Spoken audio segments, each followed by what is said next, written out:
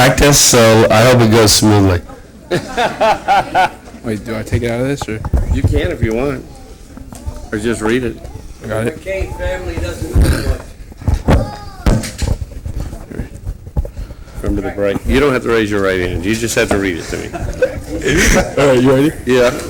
I do solemnly swear that I will support, I do solemnly swear that I will support, protect, and defend and defend the Constitution and government of the United States the Constitution and government of the United States and the state of Florida and the state of Florida and the character of the town of Southwest Ranches, and the character of the town of Southwest Ranches, and will protect the rural residential character of the town, and will protect the rural residential character of the town, that I am duly qualified to hold office under the Constitution that I am duly qualified to hold office under the Constitution of the state and the character of the town of Southwest Ranches, and the state and the character of the town of Southwest Ranches, and that I will well and faithfully perform that I will well and faithfully perform the duties of mayor upon which I am about to enter. of which I'm about to enter. So help me God. So help me God. Oh my God. Thank you. Give me a hug. Thank you. Here. Here, handshake.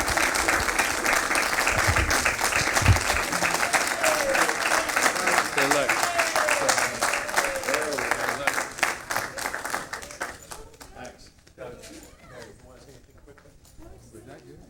You did fine. Yeah, I just want to tell everybody who were able to make it out here for this, greatly appreciate it. I thank you all. I know some of you are here for the meeting and others aren't, but for the swearing in. But thank you for the opportunity. I know I've been here 8 years now, and we've gotten two things accomplished: the town hall here and the Rolling Oaks barn. I'm not ready to tell you yet what for this term what I'm up to, but I'll announce it in the very near future. But thank you. Feel free to call me on my cell phone. Most of you have it. If you don't, you know somebody that does. Get it and call me if you've got any issues. I'm here for the whole town, not just Sunshine Ranges because I live in Sunshine Ranges, but the entire town. And listen, we're here to keep us what we are. Change happens, and being able to dictate what that change is has a lot to do with it. So we don't like raising taxes. We raised the millage this year just a little bit, not a lot, but we haven't stayed steady for the last 4 to 5 years almost. So I just want everybody to know that I'm here for everybody. We all love this town, and let's keep it what it is and move forward, and God bless. Thank you.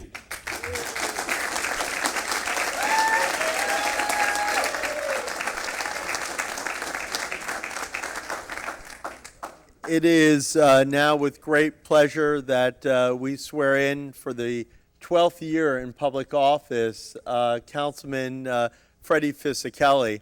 And when I asked Councilman Freddie Fisickelli, you know, who's swearing him in, he said, so many people have already sworn me in, would you mind doing it? So it is truly an honor to be able to come down and swear in Councilman Freddie Fisickelli again for his 12th year at the town of Southwest Ranches.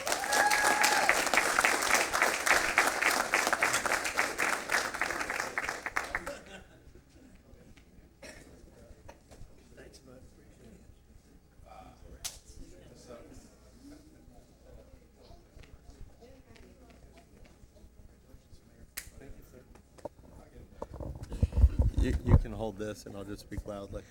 Okay, here it is right here. Just, Councilman, if you'd raise your right hand. So let's just switch. If you could please repeat after me.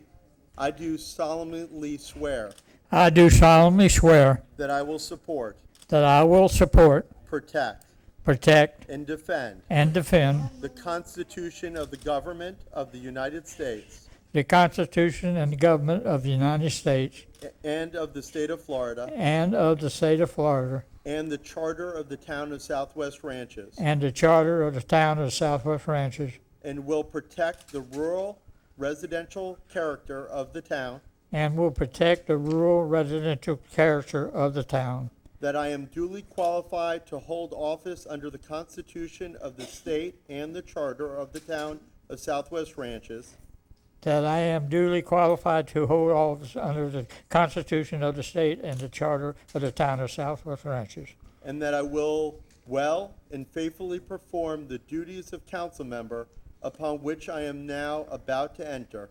and that I will well and faithfully perform the duties of council member upon which I am now about to enter. So help me God. So help me God. Feel free to say a few words.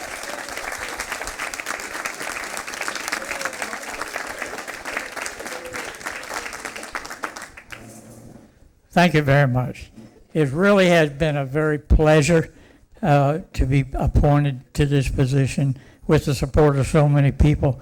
You know, what is the goal we've had in our town ever since I've been here, when I helped form it, was to have a friendly town where everybody could talk to each other, come and talk to each other, and solve our problems here, not in the newspaper, on the radio, and stuff. We solve our problem locally, and I'm proud that you give me the opportunity to represent you. Thank you.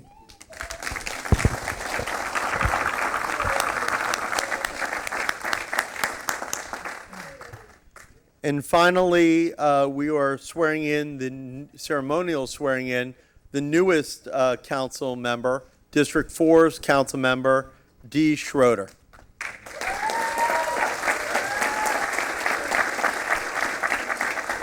Dee will be ceremonially sworn in by her husband, Mike. Mike? I got one.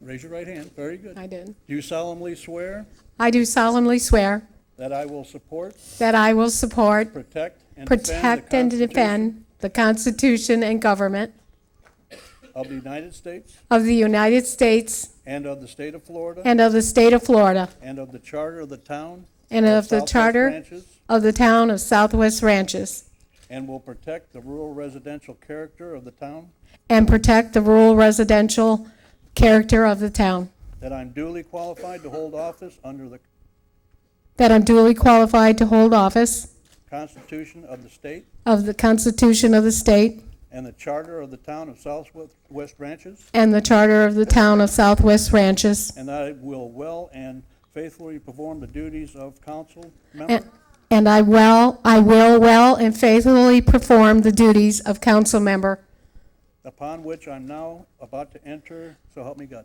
upon which now I am about to enter, so help me God. You're on your own.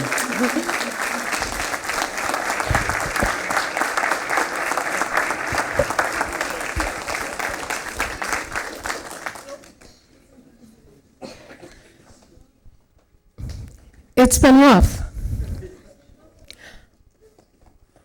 I have to give my biggest thanks to my biggest fan of 42 years. Thank you, and I love you, and my family, all my friends, and everybody that supported me. I truly, truly am blessed to know you and to have you in my life. I want to thank all these wonderful people up here for all they've done for this great town. I can promise you two things. I will always be honest, and I will show everyone respect. I'll throw a third in there. I will treat everybody with fairness. Thank you so much.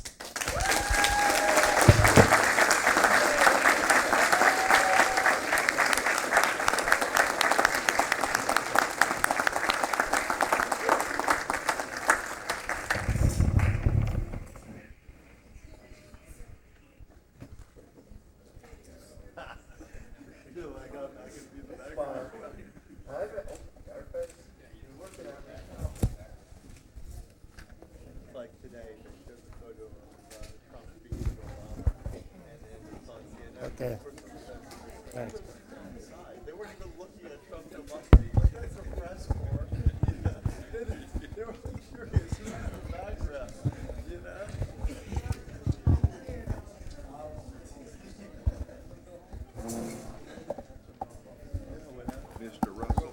How's it going, Noel? All right.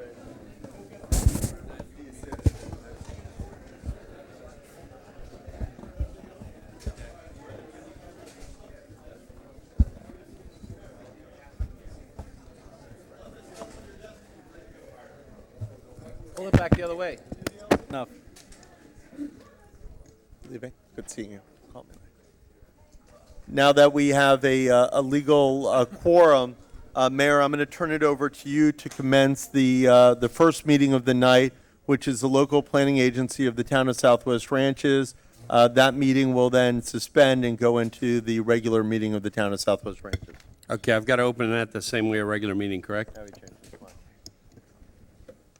Keith, I'm opening that the same way as a regular meeting. Okay, all right. You want to do pledge first or roll call? Roll call, please, Russell. Board Member Schroeder. Here. Board Member Fiskelli. Board Member Jablonski. Here. Board Member Braycruz. Here. And Chair McKay. Here. Let's stand for the pledge.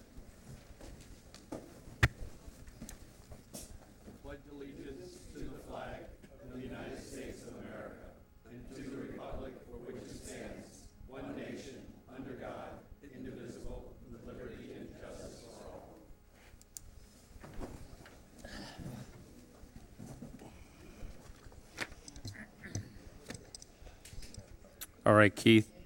Am I passing this to, This is a meeting of the local planning agency, and you can turn it over to Jeff Kadams to read the item into the record and to present the staff report. Jeff, if you would take over, please. You want him to read the resolution?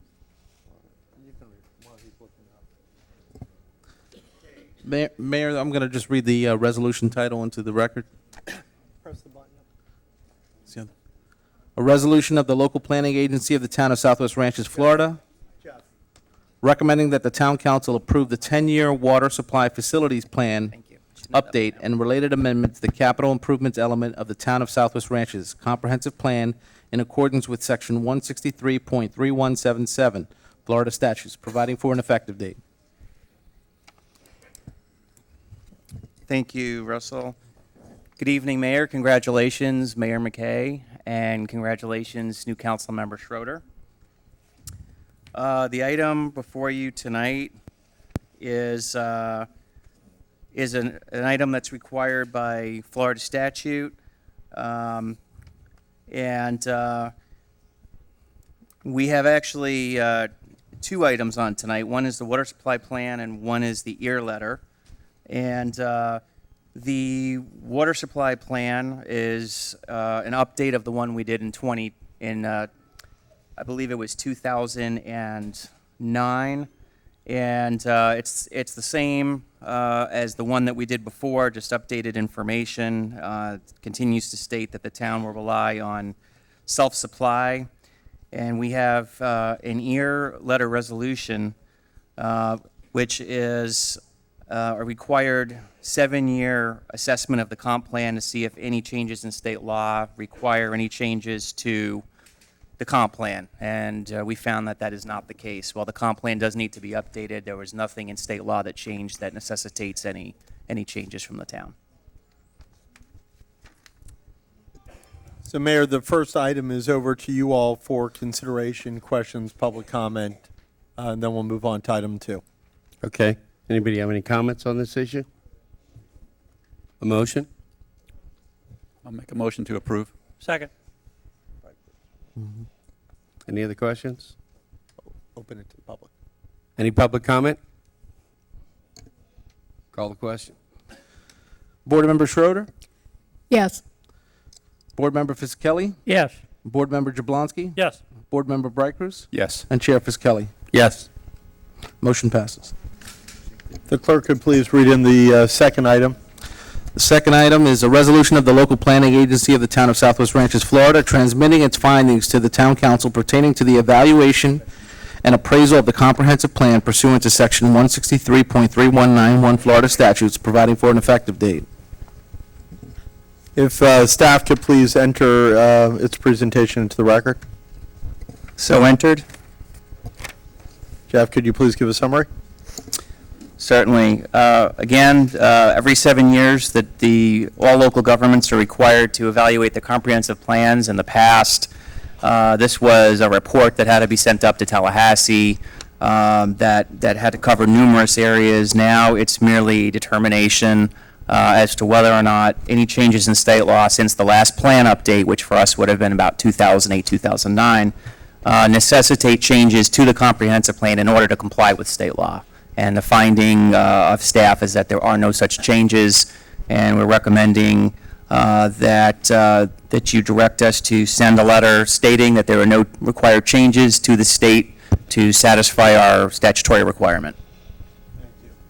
Mayor, it's over to you and council for Okay. consideration. Council, any question? I'll make a motion to approve. Second.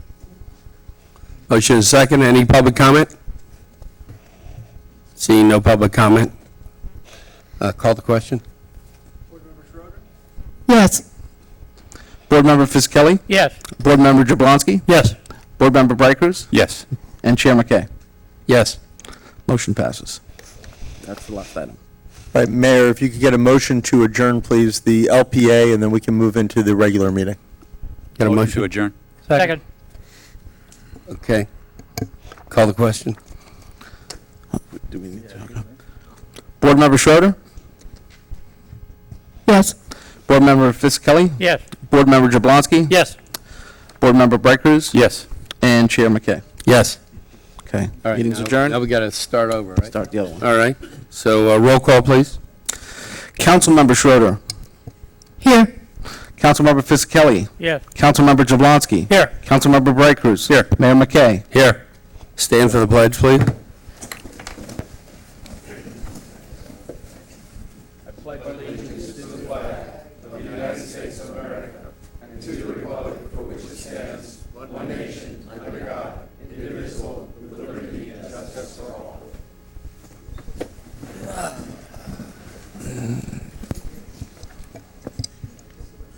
Mayor, as always, when the council does a transition, the first act of the council is always the selection of the vice mayor.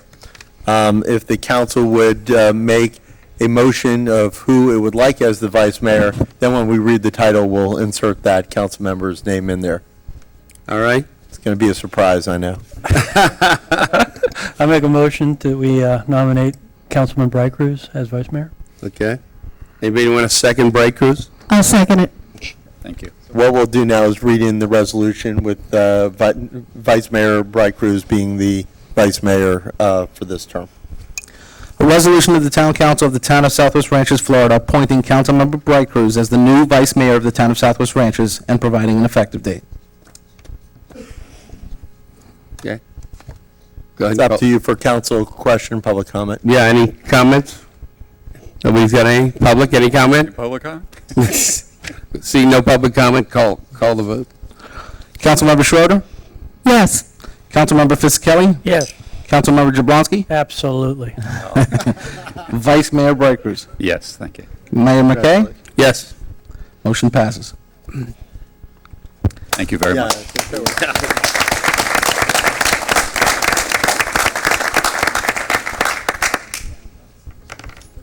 Item number 5. Andy, the next item's a presentation. Are you turning it? No, I was not. I believe Kathy Sullivan is here as the chair of the School Education Advisory Board, and she was going to speak about the Mr. and Mrs. Southwest I Ranches think she's here. pageant isn't she? award winners. Kathy, you here? Yeah. You want to get up and speak to this, please?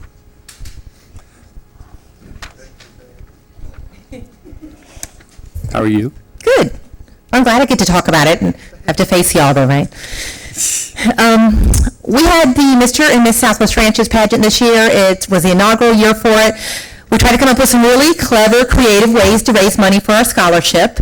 And this was one of them, and it was different, and none of us that did it had ever been involved in anything like this before.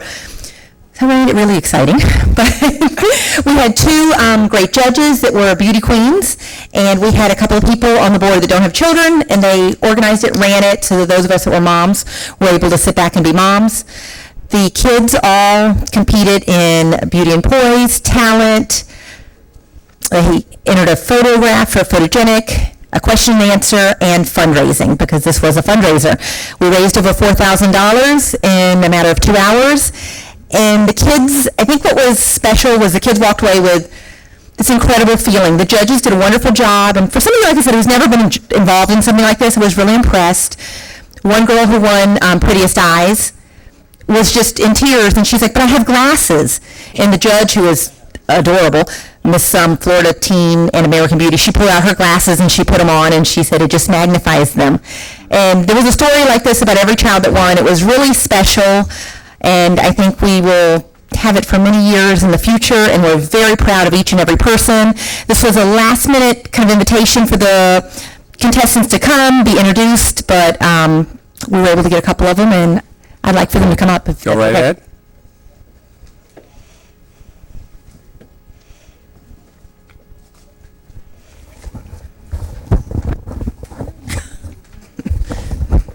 Thank you. Do you want to introduce yourselves and tell everyone what your title is, Savannah, since you're Miss Spokesmodel? Do you want to start? Hi, I'm Savannah Hodgers, and I got Miss Southwest Ranches Spokesmodel.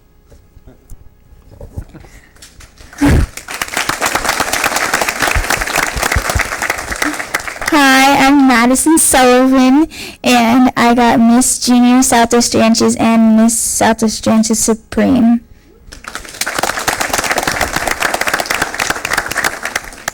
Hi, I'm Brooke Guyson, and I received Miss Southwest Ranches Congeniality.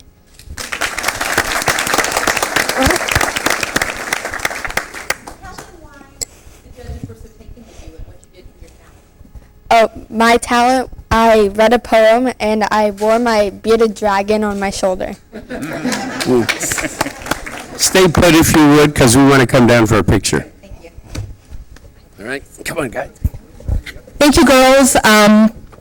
All year long, these girls are going to make appearances. And Madison's singing the national anthem at the Veterans Day celebration tomorrow in Davie.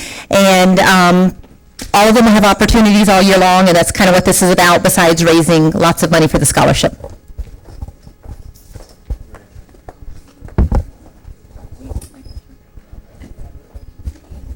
Richard?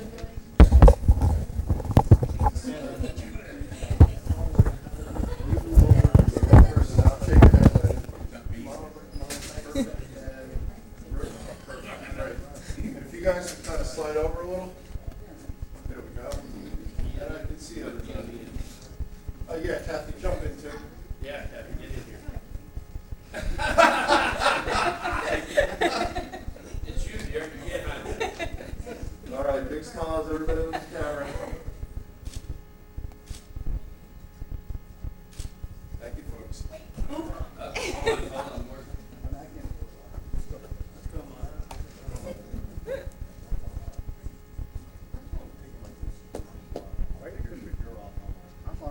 You guys finished?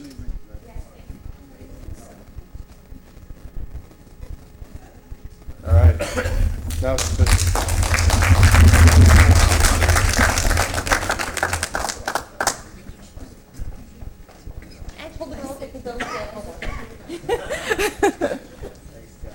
Thank you.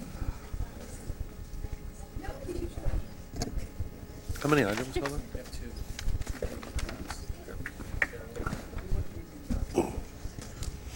What an awesome job. Thanks. Another round of applause, please, for them.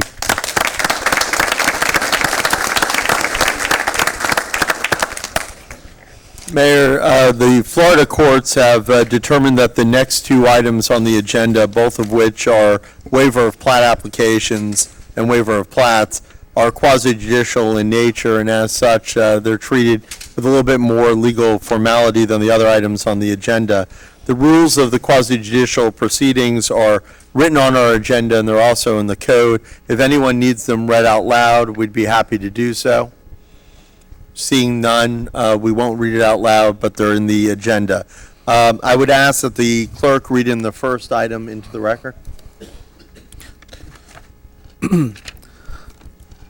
A resolution and final order of the Town of Southwest Ranches, Florida, approving waiver of plat application number WP-012-15 to subdivide 9.55 net acres of property into two lots of 4.18 and 5.37 net acres, generally located on the east side of Southwest 142nd Avenue, approximately 650 feet north of Sterling Road, and generally described as tract 19 of the Everglades Everglades Sugar and Land Company subdivision of Section 34, Township 50 South, Range 40 East, according to the plat thereof, as recorded in Plat Book 1, page 152 of the Public Records of Miami-Dade County, said land now lying and being situated in the Town of Southwest Ranches, Broward County, Florida, less the west 40 feet for right-of-way purposes, authorizing the mayor, town administrator, and town attorney to execute any and all documents necessary and proper to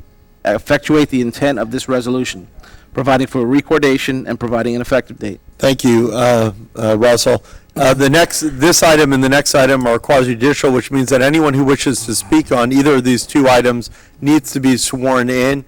Anyone who wishes to speak, if you could please raise your right hand, and raise your right hand. And Russell will swear in anyone who wishes to speak. Do you swear that the testimony you are about to give is the truth, the whole truth, and nothing but the truth? Thank you. Before we open this up, has any member of the town council had any ex parte communications concerning this matter? No. Nope. I have not. No. Seeing none, is the applicant present? If you could please come to the podium. I didn't see her stand. To be sworn in. Yeah. And as you walk, just raise your right hand and Russell will swear you in. Do you swear that the testimony you are about to give is the truth, the whole truth, and nothing but the truth? I do. Thank you. And if you could please state your name for the record. Lorraine Quintero, And how are you related to this property? owner. You're the owner of the property? You know why you're here? Yes. Thank you. The staff is going to give a complete staff report, and then it'll turn over to you if you have any comments or questions. Okay, Jeff? Thank you, Keith. I'm going to enter the full report into the record and summarize it. This property and the following application is the property to the north of it. They're both relevant because they share access. This property is on rural ranches, which requires 2-acre minimum lots. This property is 9.55 net acres, and there are 2 single-family homes on it. There have been for some time. But it was discovered that approximately 2005, there was an improper subdivision that occurred that created an undersized property around the second house. So the petitioners are here to correct that today, and we've been working closely as well as with the town attorney's office regarding clearing up some conveyance issues that happened during the original subdivision and making sure that all the i's are dotted and all the t's are crossed.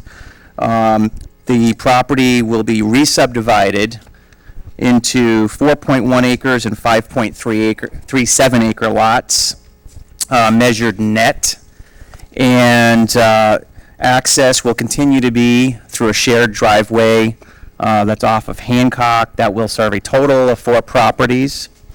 Because shared driveways can only serve up to 4 properties, and because this property can still be further subdivided due to the large size of each lot, the applicants have executed unity of title agreements so that there can be no further subdivision without town approval. For the town to approve any future subdivision of this property or the one to the north, the shared driveway would have to be brought up to street standards, even if it is to remain private. There are no nonconformities created by this subdivision and meets all code requirements. We are already in receipt of executed unity of title documents, as well as all the documents necessary to clear up all the title issues that occurred because of the illegal subdivision. They have been approved by the town attorney and are ready for recordation.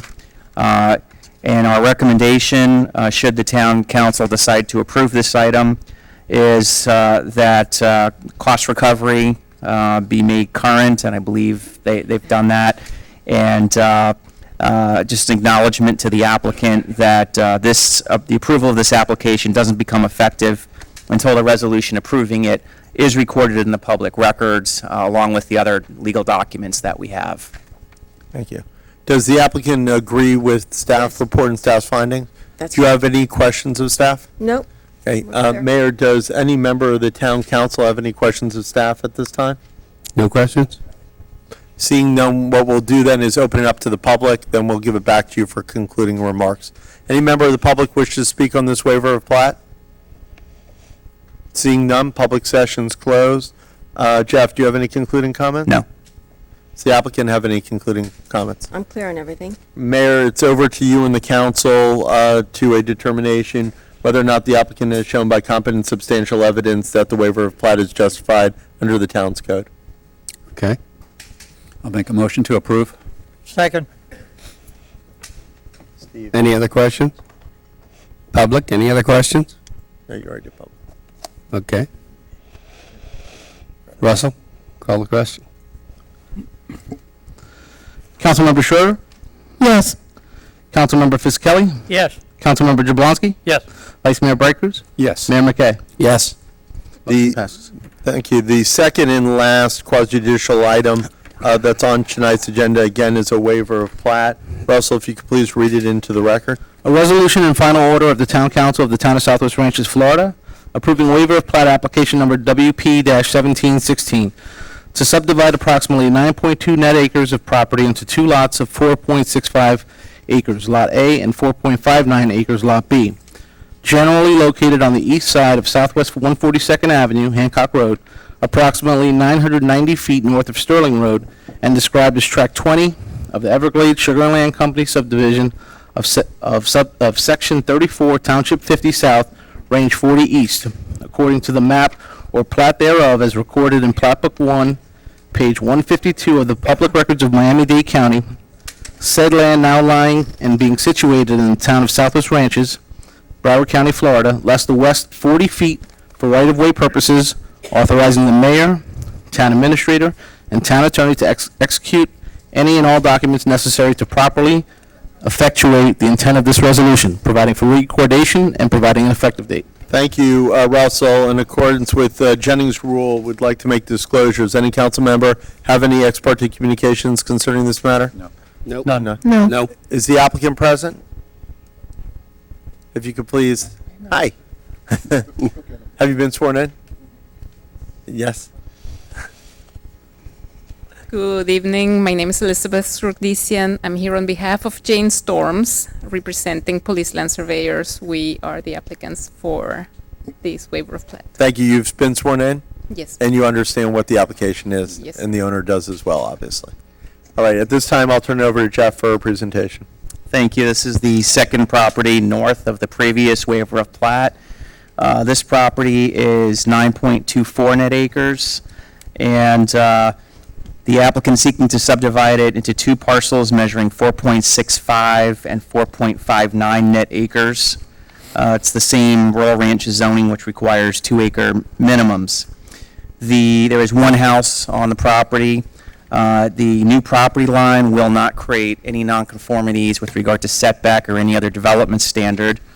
Access to this property, which is currently the one lot, is by the same shared driveway that the other property to the south utilizes. Because this property is being subdivided into two pieces, both lots of which are more than double the minimum lot size, this applicant as well has been required to execute a unity of title agreement to ensure no future subdivision without access improvements that would comply with code. As well, this property and the other property owners have executed a shared access roadway maintenance agreement, and this petitioner has also provided a turnaround easement as we're bringing the existing access up to code standards. Staff finds that the application satisfies all of the requirements of the code and recommends that should the council approve this application, that the applicant is advised that the approval is not effective until the resolution approving it is recorded, and that Recordation of the following documents into the public records is required: a unity of title agreement, shared access maintenance agreement, and easement deed for turnaround. The town attorney's office is in receipt of these documents, these executed documents, and has approved them. Finally, there's a standard cost recovery requirement, and again, I believe the applicant has met that requirement. All right, thank you. Does any member of the town council have any questions of Jeff Kadams at this time? Any questions of Jeff? Any questions No. of Jeff, anyone? Seeing none, Elizabeth, Jeff asked me to say this. Do you agree with Jeff? I always agree with Jeff. All right. Do you have any questions of the applicant at this time? No, But not you at all. agree with the staff report as written? I sure do. Okay, thank you. Any member of the public wish to speak on this item? Seeing none, public session's closed. Mayor, turn it over to you all for deliberation akin to the prior. I've got one question. In this backup on, let's see, it's 3C. The turnaround shall be constructed prior to issuance of a building permit for the principal building on the property. Correct. Does he have to get a permit to build the turnaround? Yeah, but it's not a building permit. You know, you need a building permit to build a home, but you don't need a building permit per se to build the access. It would technically be an engineering permit. Okay, All we're saying is before there's a house constructed, the turnaround needs to be in place. gotcha. Okay. Just wanted clarification on it. Other than that, I'm good. Anybody else have any questions? You have a motion? Russell? Second. Yeah. Need a motion? No, I think. No, we don't have one yet. Oh, I'll make sorry. a motion to approve. Second. Same as last. Does this need to be approved with these items listed, or? Yeah, it's subject to staff conditions. Okay, subject to staff conditions, okay. Generally, we do it that way. Yeah. Yep. Schroeder? Yes. Councilmember Fisickelli? Yes. Councilmember Jablonski? Yes. Vice Mayor Bright Cruz? Yes. Mayor McKay? Yes. Motion passes. You're good? Thank you. Thank you.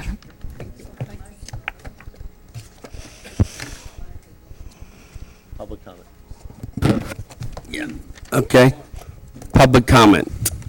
All right, Mayor, the rules of public comment are in the agenda. All public speakers are limited to 3 minutes.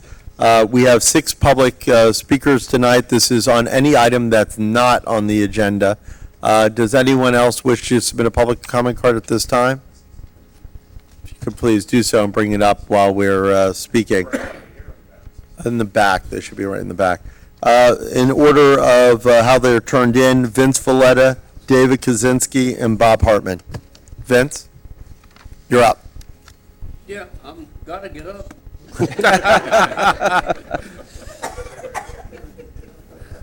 Great.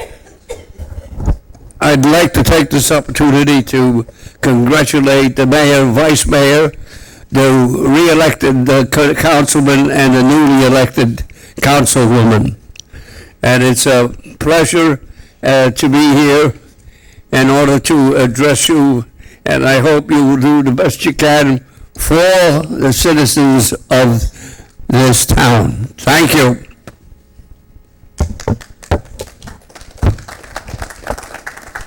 Thank you, David, then Bob Hartman, and then Newell Hollingsworth.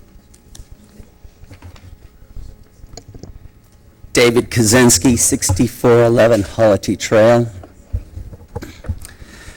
Council, I come to speak with you regarding the election results. Every one of you, when you took your posts, you swore to support, protect, and defend the constitutions of both the United States of America and the state of Florida. Within that is the fundamental right to have your vote counted. I called the supervisor of elections. They have not certified the election results. You can't swear in somebody if all the votes haven't been counted. There are mail-in ballots, overseas ballots, and veterans or service members working overseas. They haven't had their votes counted. Nobody has told me how many votes are out there. There's a mandatory recount if there is less than a 5% difference. We're looking at 1%, 46 votes. I'm not conceding the election. There has been a fundamental denial of this constitutional right of our Americans being denied to have all of their votes counted. I'm not conceding.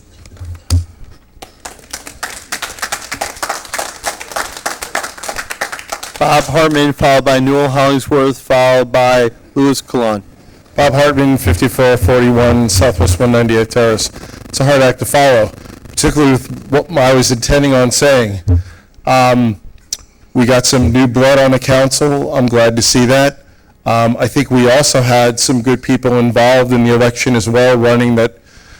At this point, we're not sure where things stand, but I would encourage, if David isn't the elected official, and Barry to continue.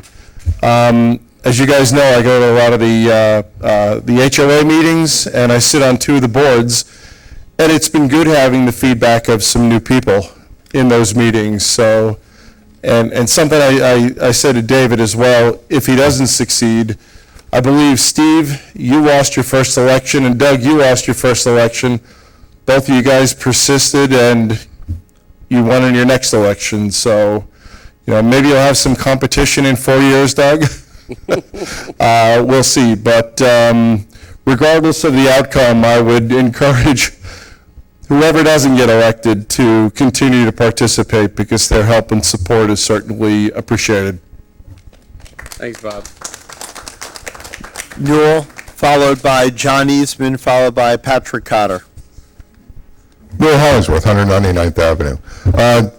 Going to regular business now. Mr. Mayor, I may take a little bit longer, but I think it's important that I be given the time to speak. This is about city water, and it needs a little bit of history. Back in 2008, Mr. Mayor, you and I served on the Sunrise City Advisory Board for water, city water. In those meetings, they announced that Southwest Ranches was their service area, and it was their intent to put city water throughout the entire town. And they were waiting for a critical mass of homes that were within a certain distance of their pipes that they were putting in. And they would continue to have those pipes put in, and then when we hit the critical mass, they would make everyone attach, which would be a very expensive process for any homeowner in this town, especially those on corners. When we came back, we spoke to the town attorney at that time, Gary Pelikoff, and he gave us the thing that we'd have to change the law. Well, this went on my orphan project list, and has been every time someone has asked for city water, fought it. And many times, unless they could show that they affected no other residents, was that city water denied. Well, a permit was granted for city water to run down the middle of the street past many homes, from what I understand. And I haven't seen the design of it or anything else. I just have been told the permit's been issued by the town. I want to know what's changed. I was told there was an opinion by the county attorney given to the town that we were exempt.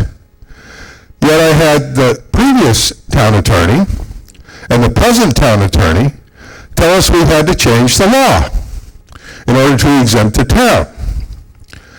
And this would conversations with our present town attorney. And last December, I'm going to get the county to pass an ordinance exempting us.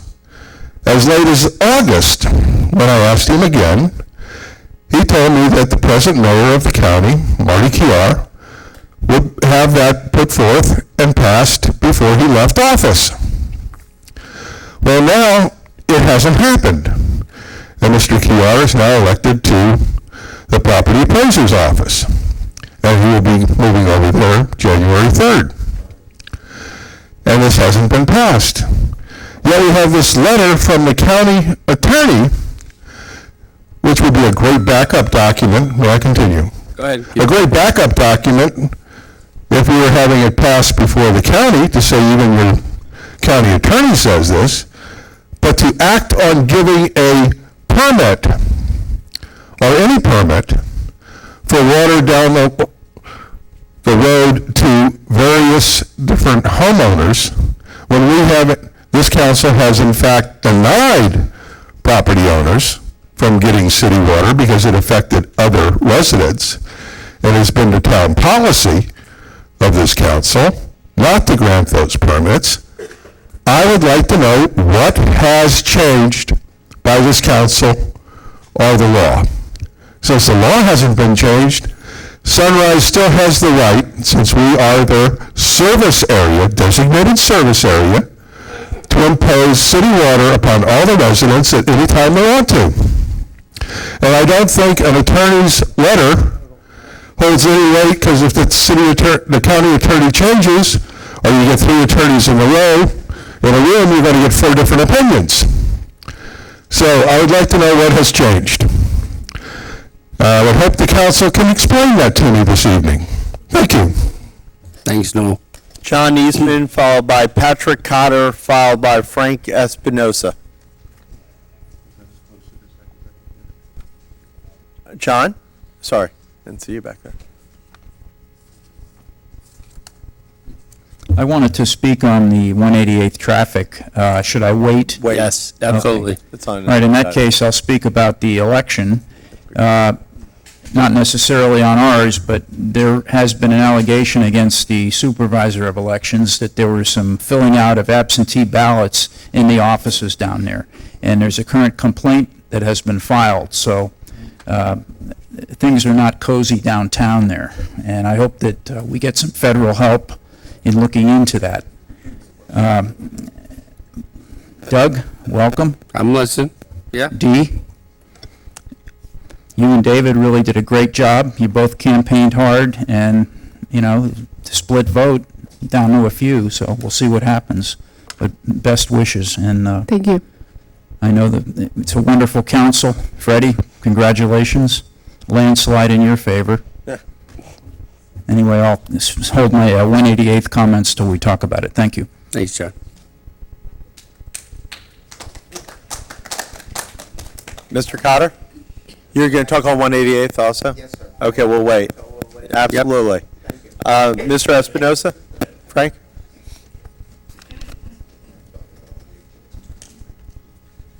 Thank you very much. Frank Espinosa, 5000 Southwest 186th Avenue.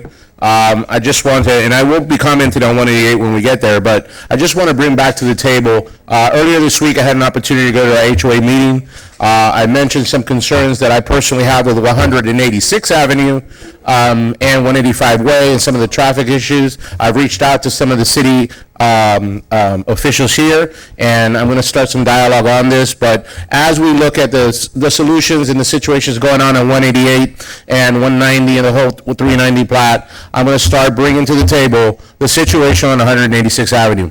Unfortunately for us here in the rural lifestyle, as you read in on the swearing in, we're now dealing with Pembroke Pines Charter School out west. We're now dealing with the traffic congestions in the morning and the afternoon.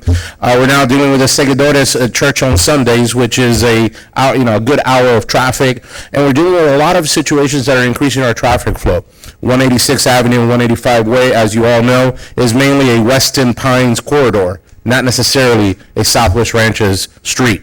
So I want you all to please continue that. Keep it in mind. Let's not forget the situations of 186. For years now, we've been talking about 184. Is it ever going to happen? I don't know. We can all now know that miracles do happen as of Tuesday's elections. So maybe a miracle can happen on that aspect. So we're going to continue. I'm going to continue asking some questions. I'm starting to also call out a little bit outside that should just try to get educated much more on 184. But if we've built some other roads around this town, as you all know, Hiatus is now getting connected from Sunrise to Oakland, or if you know it or don't know it. And that was also some type of situation because there was a lot of traffic. Now that'll open. So I want to come back, keep that in the force right here in the front.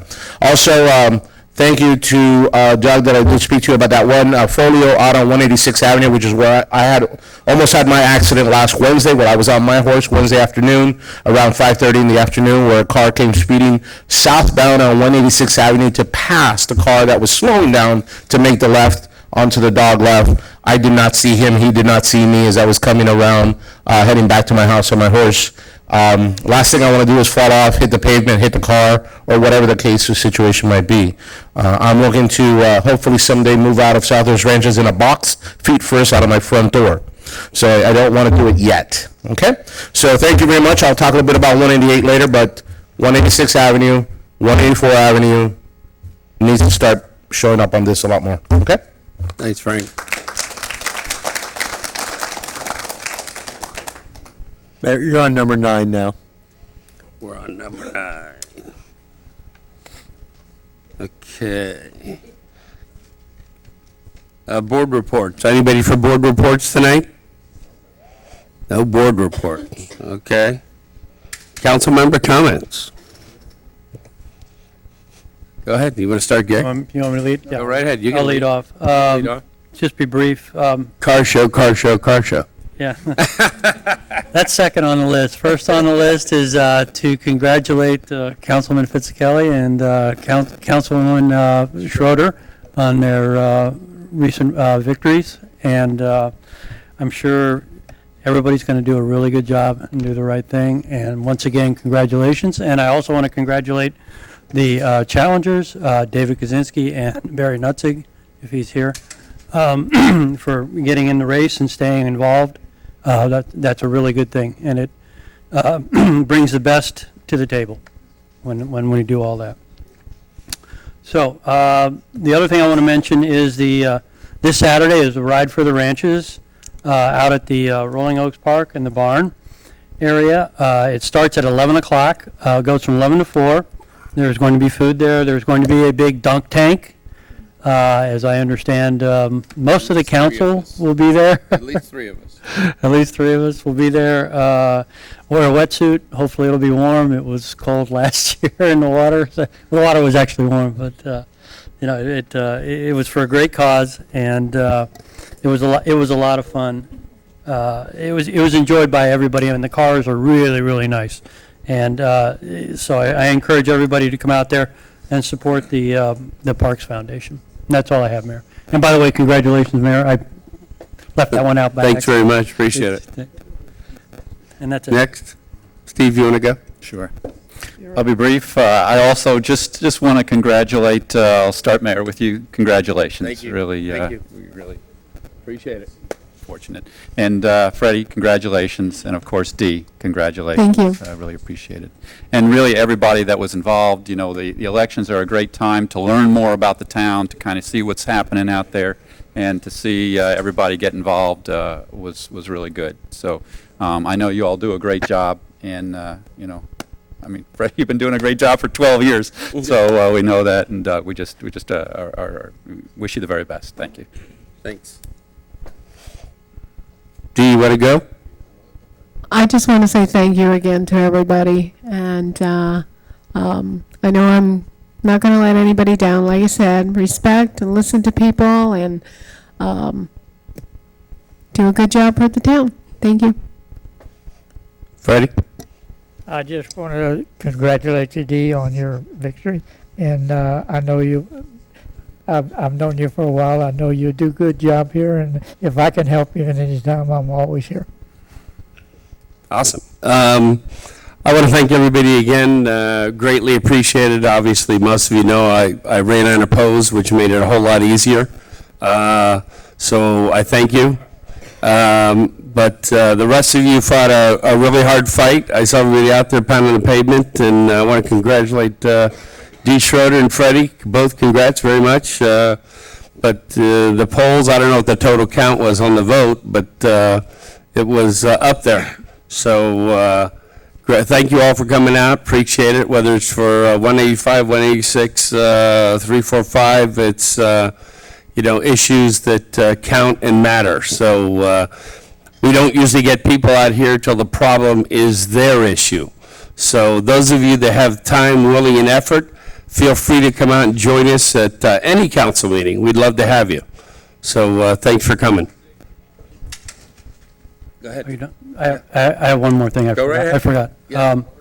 Recently, in Rolling Oaks, in the district I live in, we had a situation where there was some illegal tree trimming going on in the neighborhood, and a lot of people called me on it, thinking I knew what was going on, and I didn't. It wasn't something sanctioned by the town.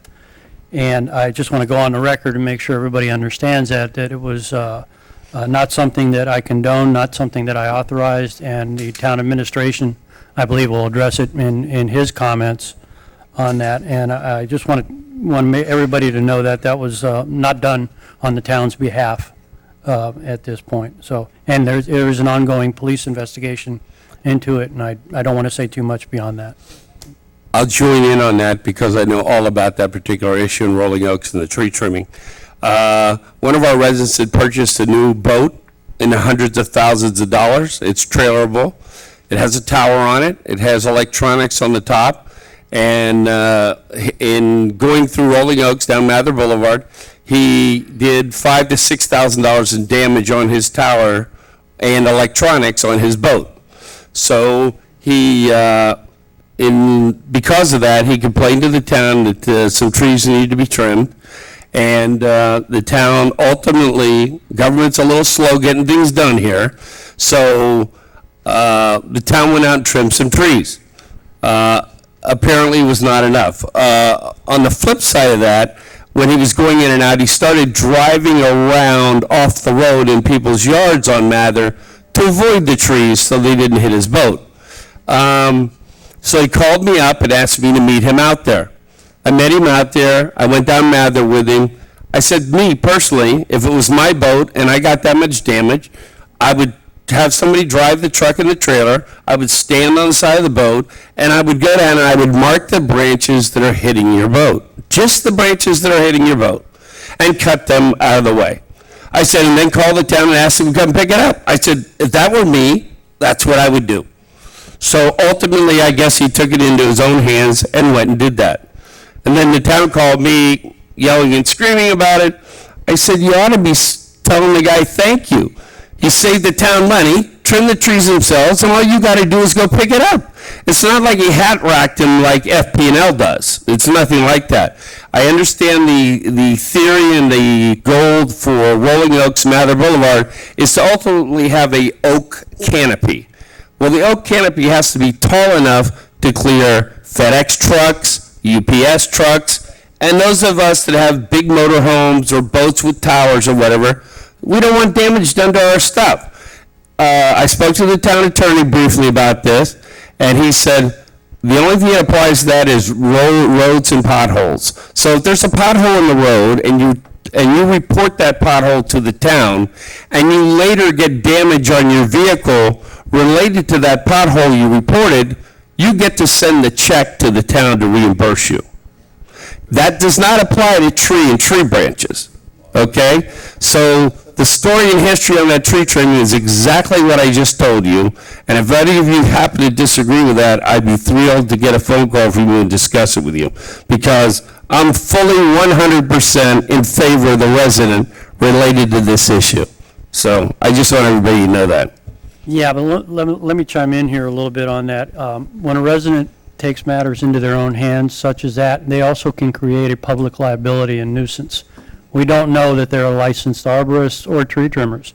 If the guy slips with a chainsaw and gets a dead end, or a deadhead, however you want to call it, and it comes down 2 days later in a high wind on top of a car or kids in school, who's at fault?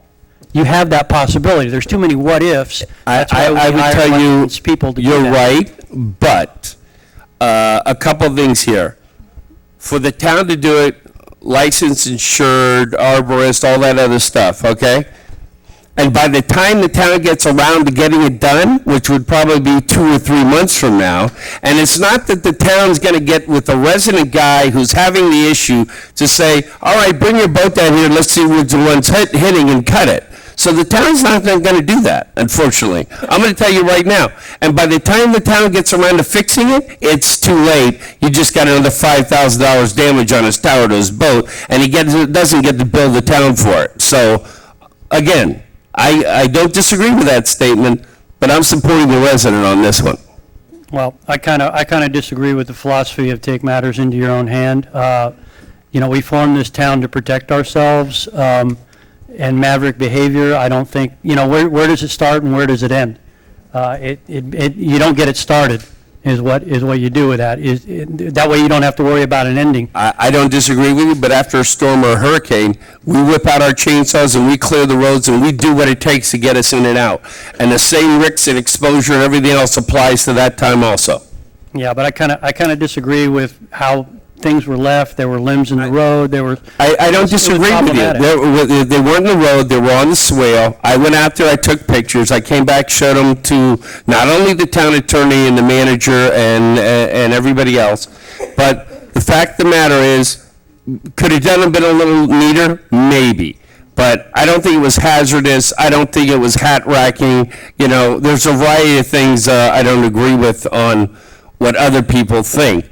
If the town wants to go to the expense of sending some arborists out there to trim what they think needs to be trimmed to balance the tree, go ahead and waste the money. I drove it and looked at it, and I challenge any one of you out there in the audience to drive down Mather and tell me whether it's a hat racking that is not FP&Ls. Mayor, with all due respect, you're not an expert, neither am I. And you are. No, I'm not an expert, and neither are you. So to take that philosophy, I think is dangerous, and it should not be. I don't think it should be repeated. I mean, I'm not promoting it. I'm not saying go do it, but there are occasions for certain things at certain times that you have to take things to get it done. Government moves too slow. I understand that, but if the government, you're complaining about the speed of government, but if it's something that can be hazardous to other citizens, I think there's a good reason for it to move a little bit slower. And something like that, I mean, a car could have impaled themselves on there were 6-inch caliper branches right at the side, right on the road shoulder. The what ifs, I could sit here and list them all day long, as you could. Thank God, none of that happened, and we're, hopefully we're going to move on from this point. But I think we all need to be very careful with what we green light or quasi green light or think we green light. We don't have that authority. Nobody up here has that except. I didn't have the authority. I didn't give him the authority. I didn't tell him to do it. I strictly said if it was my boat and me, this is what I would do. Now, if that's implying authority, I apologize, I did wrong. But I don't have the authority to tell him to do it, and I did not tell him to do it. Right, I know, I understand that, but I'm just saying, I always, whenever somebody asks me an opinion about anything, whether it's the color of town hall, or why we don't have parking curbs out here, or my car just hit a tree out front, whatever it is, I always backstop it with, see the town administrator. He's our catch-all. He's the guy charged, that we charge to look into things on a different level than we all look at it, because we react immediately to the citizens. When they have a code violation, they call us. Sometimes when they have a neighbor problem, they call us. Things of that nature. When bulk trash is running late, and of course we all try to filter through the town administrator. And I encourage that in all future endeavors or comments or opinions to backstop it, because that's what protects us. We've got to be really careful about that. I'm just cautioning that. It's water under the bridge as far as I'm concerned now. Don't disagree with that statement. But, I think we need to move forward in that direction. Anyhow, totally. we can beat this dead horse as long as you'd like, but I'd rather move on. Yeah, I would too. That's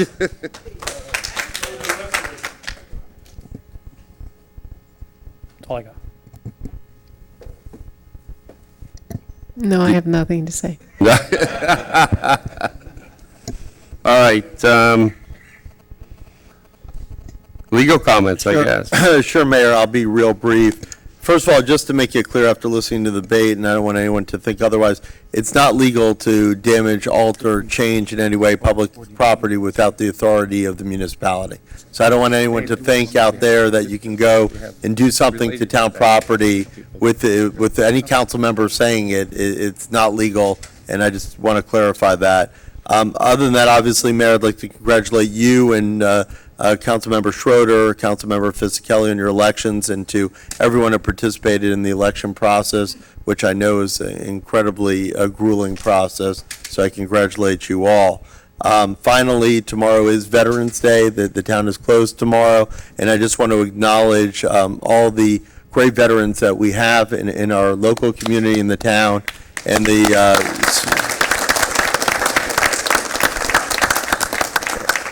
the service that they've given our country. Thank you, Mayor. Mayor?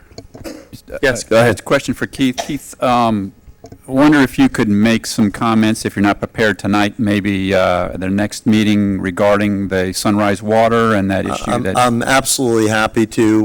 Mr. Hungsworth knows the answers, but if I'm happy to make it. I think it's, public there's again. a big group, Yeah. so I think it would. No problem. Happy to make it public again.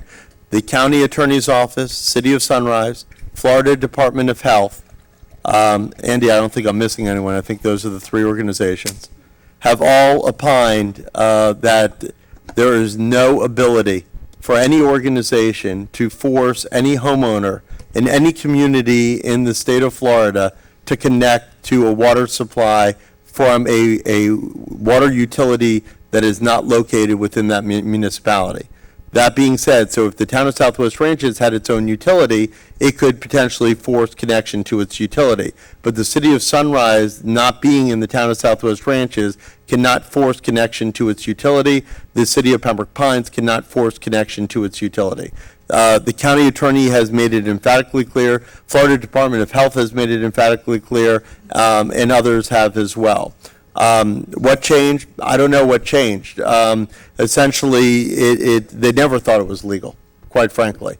And I think it was a factor where someone was trying to force it to occur, so they'd expand their coverage route, but it's not legal, and the county has clarified that it's not legal. We did attempt to get it on the county commission agenda. We have full support of council member, of Commissioner Mayor at the time, Kier, to do so. And not only do we have approval from him to do so, the city of Parkland passed its own regulation agreeing, saying no one can ever force our residents to connect to water. We see what Southwest Ranches is doing, and we're jumping on board. And now, new County Commissioner Michael Udine got in the process. He met with Bertha Henry, and Bertha Henry once again told new Commissioner Udine, the county has no role in this. The county, Sunrise, no one can force connection to utility. When he asked her, then just put it on the agenda, and so no one will make it clear, and then no one will ever do it again. Bertha Henry declined to do so, saying, why am I going to make an issue of something that's not an issue? It's not required. And so when I pushed it further and said, why won't you just put it on the agenda? The answer was, because we don't want to do anything that will come back to be another Flint, Michigan, where we tell people you don't have to connect, and then something happens in the water supply of Parkland or Southwest Ranches, and then you go back to the county and say, see, you're the ones who told us we didn't have to connect. So they didn't want it perceived wrong in the public, which is why they're not putting it on the agenda. But everyone across the board, and we have letters from everyone across the board confirming, and Andy, I'll let you confirm as well, because you were at every single meeting we're at, that there is no legal duty to connect, and that there's no requirement to connect. And just for clarification, because it was an asinine comment that Newell mentioned, because I think he might have been referring to myself in my own house about connectivity. But the law actually says that you have to connect if you're within 1,000 feet, okay? I know my property is directly within 1,000 feet of a line. So if it was forced to connect, my entire street would have already had to connect, because I'm directly adjacent, for those of you who don't know, Davie Firehouse 91, they have city water, and because of that, I'm actually well within the required hookup zone.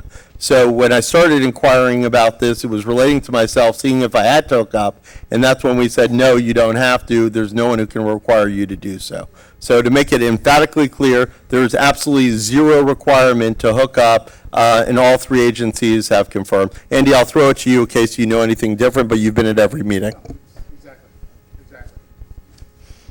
You're up, Andy. Okay, thank you. Thank you, Mayor. I actually have a few things, but I promise to churn through them as quickly as I can. All right. First of all, congratulations to you on moving over and taking the big chair. Thank You and you. I have worked very well together over the last few years, and I look forward to working with you in this capacity as we go forward. Ditto.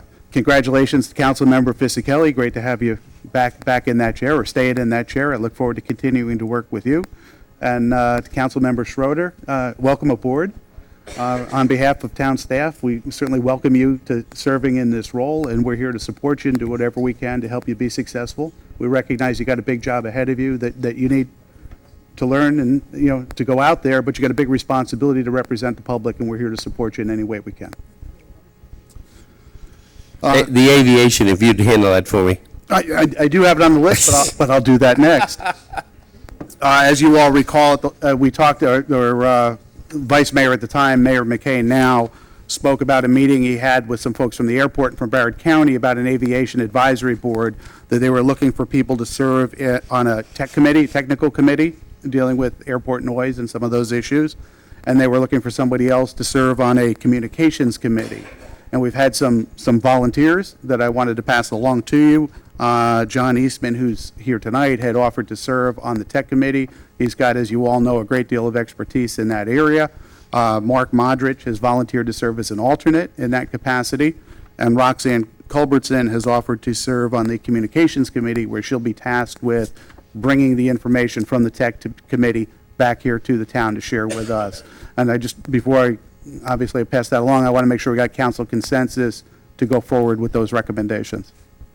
So definitely support that. The other thing I want to say, so if the audience doesn't know, Mark Modrich and John Eastman are both commercial airline pilots, so they're great for that position. And the other lady works at the Miami Center, so in aviation also. So that's great for us. So I hope you guys support those three people. Absolutely. Okay. Good, okay, thank you. As you all know, Marty Sherwood does an outstanding job protecting the town and our financial interests. I want to let you know that effort has gone a little bit further. He's now helping to protect the businesses in the community. Marty has identified LGL, who's from SWS, our solid waste contractor, had actually been overcharging our commercial customers. Marty caught that, worked through that issue with LGL, and they are in the process of refunding to those commercial customers for those overbillings. In some cases, there's some pretty substantial dollars, in some cases, not so much. But Marty, in doing that job and providing that wonderful service for our residents, it actually cost us a little bit of money, because we do receive a franchise fee from our vendor on those commercial contracts. Because they had overbilled, we're in a position where we need to give them a little bit of a refund back on some of the collections that we've received.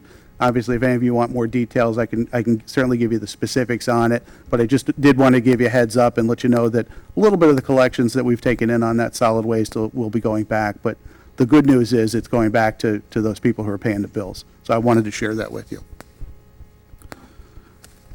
As we sit here now with a new council, new faces, just want to let you know we're going to be working on getting scheduled a new council photo to hang in the lobby here in Town Hall. More on that as we're able to schedule that. Mr. Hartman, if you're available, we'd love to have you help us with that, but I don't want to put the pressure on you, Bob. I set some time frames to Susan already. Okay, thank you. No, much appreciated. Thank you. Bob's done a great job helping us out with photography. There's some issues that we've had with the church traffic, and I think it was mentioned briefly from the floor out at Southwest 208 at the old Jehovah's Witness facility. Just want to let you know we're working on that as diligently as we can. We've had some issues with them over parking onto the swales along 208, 209, doing some damage to our roadways. I can tell you that code has cited them. They've received a notice of violation because they're tearing up our swales, and we certainly don't want to have that damage. So we're trying to work through that with them. No parking signs have been ordered for that area out there, and we're currently trying to work with Davie Police as best we can, and we're in the process of Robert and I trying to set up a meeting with the church. We've got some ideas that might help them with their parking situation as they're bringing in what looks like potentially greater capacity than might be wise. And I know when those services are getting out, it's placing an undue burden on our roadways for a period of time as that church traffic funnels out of there. So we think we've got some ideas that might help with that. We will be working with them. It is very much a work in progress. You won't see certainly a change this weekend, unfortunately, but I want to let you all know, because I know you've received complaints on that. It is something that we're working on as aggressively as we can. Andy, quick question on that topic. I know you had a conversation with Chief Lynn, and I believe it touched on the detail that's out there, or any progress on having that detail take a little bit more proactive action while they're out there? That's not concrete, but we are working on that, and that message will get delivered. Let me jump in with that. I think that's one of the, very one of the important. keys. You are That's correct. one of the Well, I keys. think one of the things Steve's getting at is we want an explanation of what their duties are. I'm going to let you jump in Yeah, here. I think, well, yeah, I think the bottom line, as what you're alluding to, is that when the duty was set, when the detail was set up, the duties were not specified, or it was so vague that, I can just speak from my personal experience. When I drove by there in the middle of the traffic jam, the police car was in the middle of the road with the lights on, but the officer was inside the car, and it did not really have any effect at all on the flow of the traffic. So I think that the duties of that detail need to be specified to break up the traffic, to provide openings for the local roads to come in and out, and provide the way to really help the traffic flow more smoothly during those times. Okay. Yeah, we are continuing to work on that, and I thank you for the additional input. Some good news on another note. We received a check from Kansas on Monday for the balance on old Engine 82. The buyers flew in yesterday, picked it up, and Engine 82 is on its way to Kansas right now. So I just want to share that with you. Check received. I think, Marty, the check is cleared. We're in good shape there. As you all know, we're working on our bid, our solid waste bid. We're putting that information together to go out next year on our solid waste, our trash collection, recycling, and our bulk. One of the things that we're working on is we would like to hold a public meeting, a charrette, to share some information with residents and get some feedback on that. We'll promote this on, I'm not asking you to spread it from this, but we're going to be doing that on Monday night, December 12th. We want to get from 6 to 8 p.m., and we'll want to get some feedback from our residents on, for example, trash cans, solid waste containers. Do they like what they're doing now? Would they like to see us go to the rolling carts, similar with what we're using for recycling? We can go out to bid multiple ways so that we'll be able to, council will be able to evaluate that, but we do want to get some feedback from our residents as part of that process. We want to get some feedback on whether we need to add additional zones or days of week for pickup, if we want to increase or change the size of our bulk collections. Those kinds of things are the feedback that we want to get, so that when we put our bid together, we know we're certainly representing where our residents are, what their concerns are, and so that when we ultimately bring you a recommendation, we've listened to the public and we're trying to accommodate what they would like to see. I just wanted to give you a heads up on that. Last but not least, only because Councilmember Jablonski asked me to mention it, on the tree trimming out west, yeah, that's certainly an issue I've been very aware of. When the request was originally made from that resident that he would trim it if we would collect the branches, I declined that offer. I was very concerned with potential liability, how those trees might be left, what would be involved in that process. I had some real concerns with potentially having a resident do it. So I declined the original offer, but the branches were, as obviously you all heard, were trimmed by that resident. Town's response was to have an arborist go out there and look at it. The trees were not trimmed correctly. There were some things that needed to be cleaned up. We did spend about $850 additional to clean those up. There were 6 oaks that were trimmed and 2 bachophias, and there's some hazards with the bachophias and how they're weighted and how they're balanced, so we were very concerned with future branches coming down. So we did spend some money to do that. We also had the collection cost of having our bulk provider go out and pick up those branches. So we actually did file a police report because from my standpoint, that was damage to town property. And I wanted to make sure that we protect our interests, and so we have gone that far. I know that Detective Brillant is in the process of working through that. I'm not sure what the status of that is now, but I know he is working on that in a way to see what recommendation comes forward from him. So that's, from a staff standpoint, that's where we are with that issue. And Mayor, that's all I have for tonight. Thank you. Okay. One other thing I want to jump back to, those of you that don't know, at the Rolling Oaks Barn, there's a car show on Saturday from, is it 11 to 3? Okay, 11 to 3. And I don't know that it's often you get to dunk, 11 to 4. I guess it's not often you get to dunk council members or the mayor, but I know the three of us are going to be there, the two of us and me. So if you all want to have some fun and dunk us in the dunk tank, please come on out and do so. Whether you're doing it for fun or enjoyment or frustrations, come on and have a good time. Russell? Mayor, we're going on to item number 13, which is an ordinance. An ordinance of the Town of Southwest Ranches, Florida, approving an update to the 10-year water supply facilities plan and adopting and implementing an amendment to the goals, objectives, and policies of the capital improvements element of the Town of Southwest Ranches, Florida comprehensive plan, authorizing the transmittal of the WSFP update and comprehensive plan amendment to reviewing agencies, providing for conflict, providing for severability, and providing for an effective date. Motion to approve. Okay, Mayor, this comes before you with a recommendation of unanimous approval by the town's local planning agency. It's here for your consideration. We got a motion to a second. Anybody have any questions? Public have any questions? Seeing no questions from the public, call the question.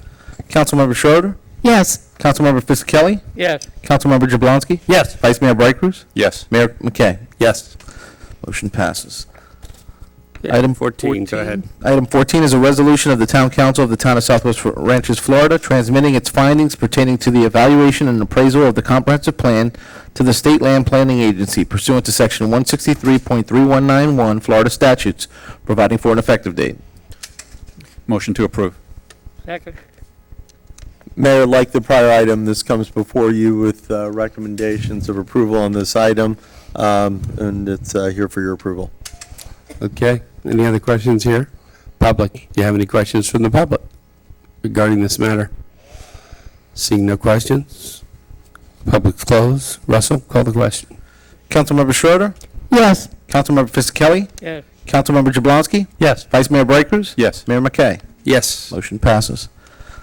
Item 15 is a resolution of the Town Council of the Town of Southwest Ranches, Florida, declaring zoning in progress, directing town staff to defer the acceptance and processing of development applications and prohibiting the issuance of building permits, development orders, or local business tax receipts for wireless service facilities and personal wireless service facilities as defined in Section 365.172 Florida Statutes and 47 U.S.C. subsection 332C7C3. 2, within the town's rights of way, authorizing and directing town staff to undertake the study and review of the town's regulations regarding same, providing that upon the adoption of this resolution, the acceptance and processing of development applications shall be deferred, and no permits or development orders shall be issued until amended land development regulations are adopted by the town council or until the passage of 180 days from the date of this resolution, whichever occurs first, providing for conflicts, providing for severability, and providing an effective date. Mayor, this item comes before you. It was actually drafted by newly elected Mayor Resnick from Wilton Manors, who's a expert in telecommunications. One legal edit that I just noticed, I took it out of the body, but I missed in the header. The town doesn't have local business tax, so if we can just eliminate that from the header, it was taken out of the body already. Where it says our local business tax receipts. The purpose for this item is telecommunication companies have gotten a little slick. And originally, when our code would say you can only put a telecom tower on public property, we meant places like this one, parks, real public property. Certain telecom companies have now taken the position, well, public property, that can include swales, it can include, roadways, it can include all these other things because that's public property. As a result of this, the town now needs, unfortunately, because of the potential loophole that, they've created, needs to relook at this matter to clearly define public property within the town's code and to prevent an onslaught, which is already starting to potentially occur here and elsewhere, an onslaught of applications to utilize our public property for telecom devices. We're respectfully requesting you allow us to have 180 days to revisit this issue and come back to you with code changes to protect the residents. Motion to approve. Was that tax thing out? Yeah, with the header change for the business. Okay. Anybody else have any questions? Any public comment? Newell.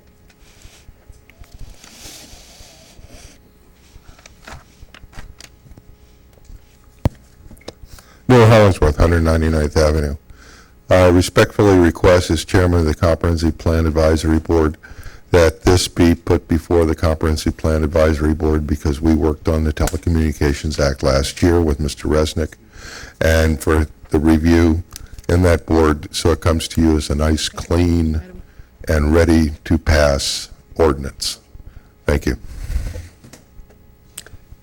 Keith, is there any information that they might need if they're going to review this? Nothing's drafted yet, so with I know, but I guess what I'm asking you, do you want to do your part and send it to them, or kind of what's? That's the prerogative of the council, and you can discuss that at this time. This is a pretty technical item, so I think that we need to have it drafted first and then go to the comp board. All right. So, motion and a second, no more public comment. Call the question, please. Councilmember Schroeder, Yes. Councilmember Fisickelli, Yes. Councilmember Jablonski. I have a question. What just happened? Is this going back to the comp board, or is this? No, Keith is going to approve it and then send it to the comp board to review it. Yes. And Vice Mayor Braycrus yes, and Mayor McKay. Yes. Motion the passes. zoning in progress is the big. Item 16 is a resolution of the Town Council of the Town of Southwest Ranches, Florida, approving a project fund agreement with the State of Florida Department of Transportation for $300,000 to complete the guardrail improvements along Sterling Road, authorizing the mayor, town administrator, and town attorney to enter into an agreement and providing an effective date. Council? Motion to approve? Second. Mayor, did you want an explanation on Go ahead. what this is? Yeah, if I may. As you all know, we've been very successful in the past in getting some funding from the state for the guardrails along Sterling Road. This is the acceptance of the agreement from FDOT for the funding to complete the last pieces of the puzzle from Volunteer Road east along Sterling Road to make sure our residents are fully protected going forward from entering those canals. Okay. Any public comment? Just Bob Hartman, 5441 Southwest 198th Terrace. I know we are looking at this as a puzzle being put together, and I'm very happy we've gotten them taken care of on Sterling and, of course, on Griffin Road. But don't stop. All of those other streets in Sunshine Ranches are very dangerous. The banks are 4 feet from, in some cases, less than 4 feet from the end of the road. It's still an accident waiting to happen until all that's taken care of. Thank you. Okay. Any other public comment? Public comment closed. Any other comments from the council? No? Seeing none? Call the question. Councilmember Schroeder, Yes. Councilmember Fisickelli, Yes. Councilmember Jablonski. Yes. Vice Mayor Braycrus, Yes. Mayor McKay. Yes. Motion passes. Okay, 17. A resolution of the Town Council of the Town of Southwest Ranches, Florida, approving a year-end budget adjustment for the fiscal year 2015-2016 budget and providing for an effective date. Council? Motion to approve. Second. Any public comment? Seeing no public comment, public comment closed. Council, any other comments? No? Russell, call the question. Councilmember Schroeder, Yes. Councilmember Fisickelli, Yes. Councilmember Jablonski, Yes. Vice Mayor Braycrus, Yes. Mayor McKay. Yes. 18. Passes. A resolution of the Town Council of the Town of Southwest Ranches, Florida, approving the purchase of the Geographic Information, or GIS, software and training from Environmental Systems Research Institute, Inc., also known as ESRI, authorizing the mayor, town administrator, and town attorney to execute the purchase order in the amount of $16,640 and providing an effective date. Motion to approve. Second. Any public comment? No?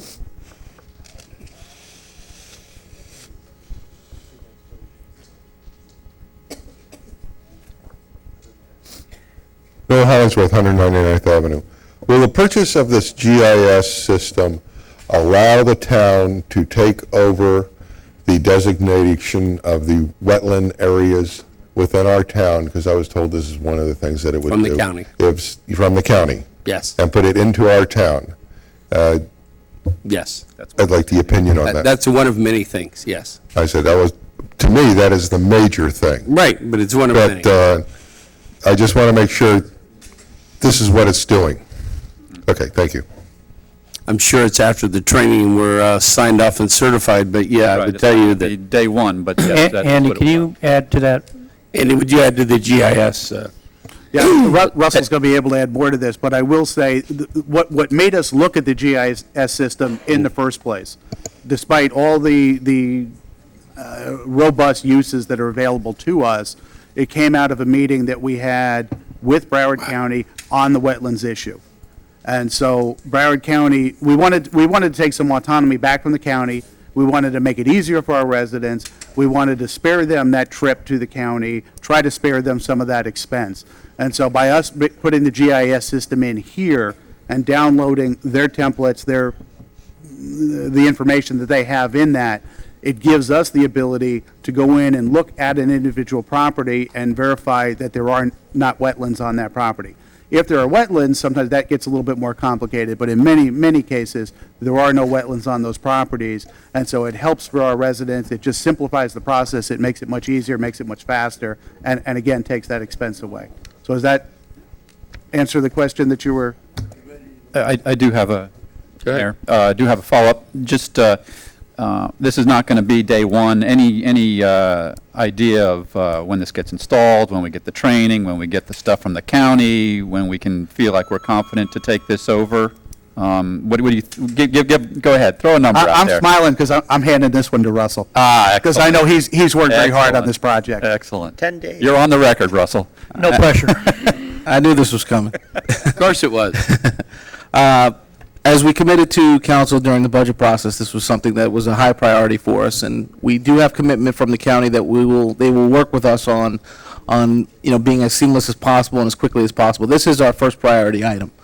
To make a short answer of it, to say that it's 30 days, 60 days, we have to get the training first. That's going to be first and foremost. We have to implement it into our programs. I would say, venturing a guess, all things with holidays factored in and everything else, we probably are looking at sometime, obviously, early next year that we would be able to start the process. Okay. Thank you. That's the goal. Mayor, I didn't even tell Andy and Russell this yet. I was actually at the county the other day, and I bumped into Lenny Villapando, who's in charge of this for the county. I mentioned to him that we were implementing the system. The county was thrilled. He told me that they would gladly send a woman, I forgot her name, so I apologize, from their department to the town to make sure that the colors match up and make sure that we understand also what we need to be looking at. Just to remind the council and the members of the public, essentially what happens if you have wetlands on your property, the map glows a different color green in the area that's wetland. So it's that point that you need to call in the county once you identify if something's glowing on the property to come out and actually do a formal evaluation. But if you have none of that green color on your map, then you're fine and it saves the resident time. But if they do have that wetland designation, the county still has to come out. But the other side of what that does is right now, when you're building, you have to go down to the county to get this determination. By us purchasing this and getting the training, you will not have to go downtown anymore. We can do it right here at Town Hall. Unless it glows green, then you're going to still have to call the county in to determine the quality of the wetlands, et cetera. Okay? I thought we were going to be able to determine that, but I don't know. I just thought but we still won't have to go to the county. If it turns green, we call them and say you have to come out and determine. Okay. We got no other public comment? All right. Public comment closed. Call the question.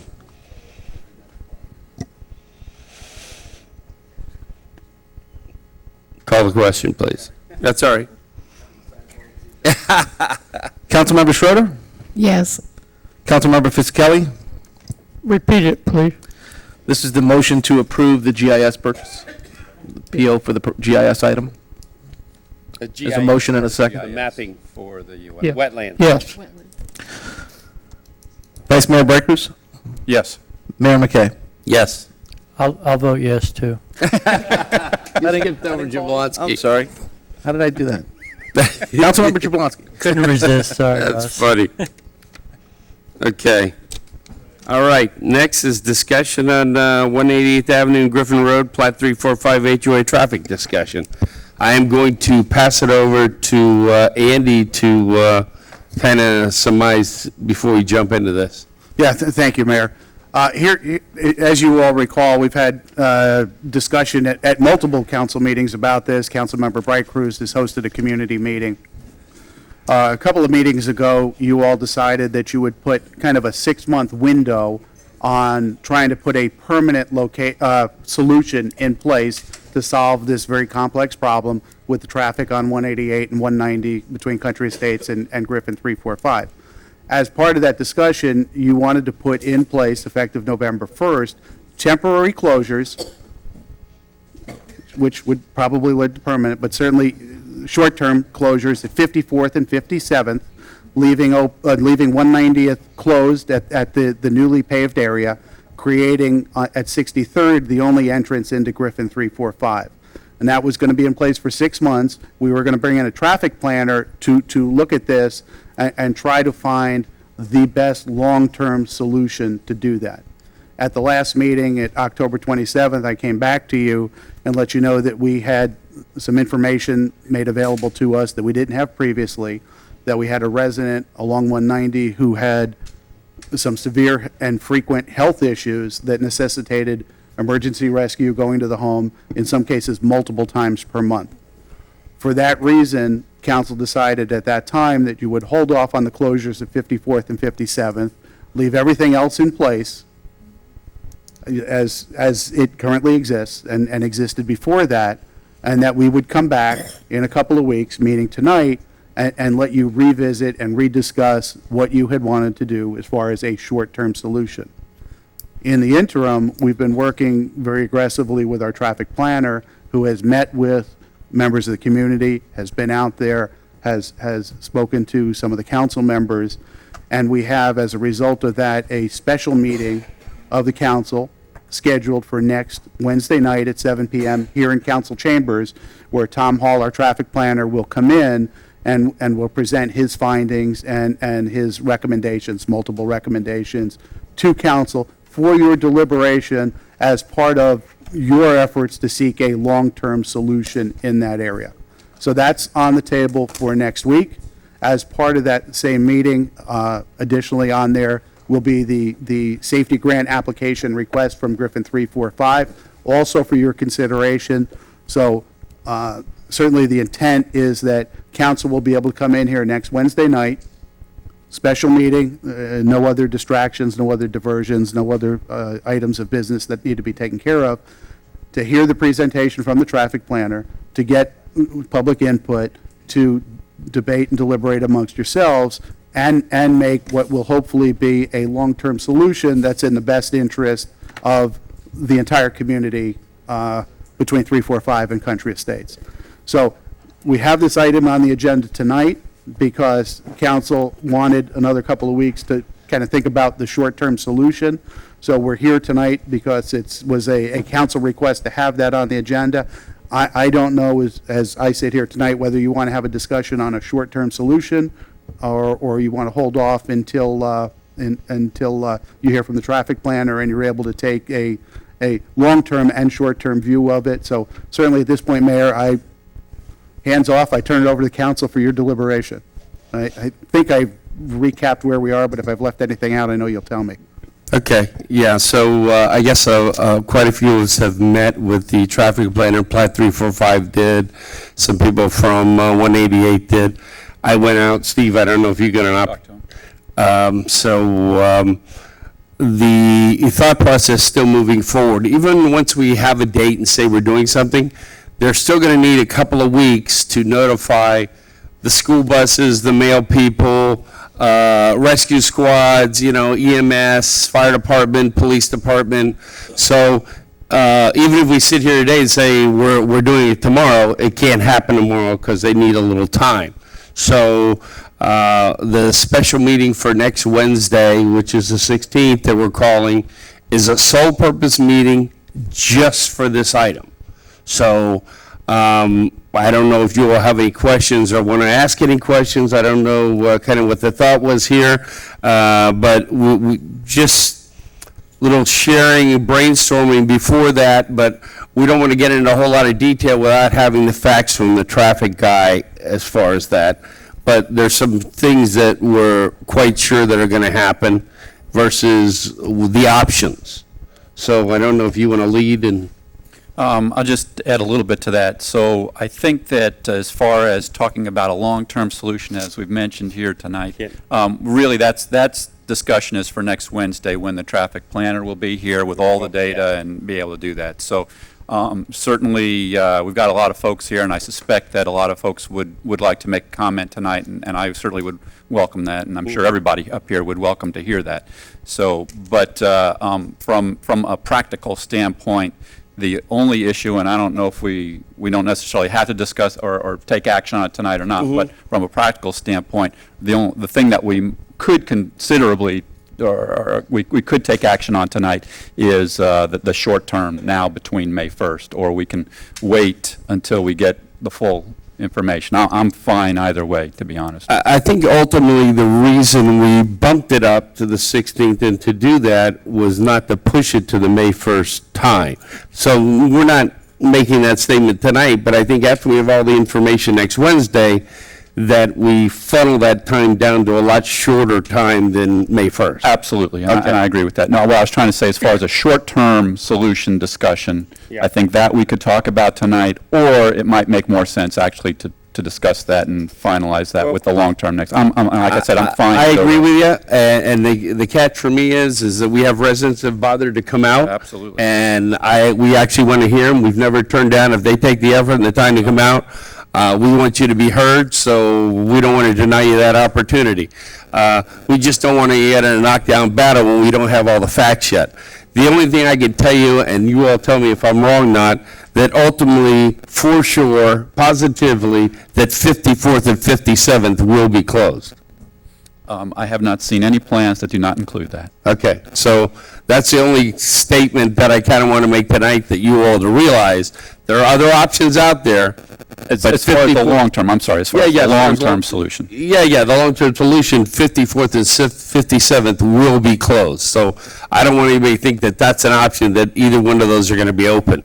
So moving forward, there are other options related to that, but I just wanted to put that statement out there. Ultimately, I think we're going to put either some signage or barricades just out there to let people know, so that they realize when we have the date and we make that decision, and it very well could be next Wednesday, what that time, when that's going to get closed. But once we do that, then the administrator has to get, as I said, with the school people and the EMS and the mail people to let them know. The other thing I want everybody to realize, that in entrancing at 190th, there are no speed bumps in your neighborhood in Platte 345. That will definitely increase response times for EMS to your neighborhood. So I just want to make that an outright, straight statement. That's a fact. So Let me chime in here on the comment on 54th and 57th. I personally, I'm only speaking for myself up here.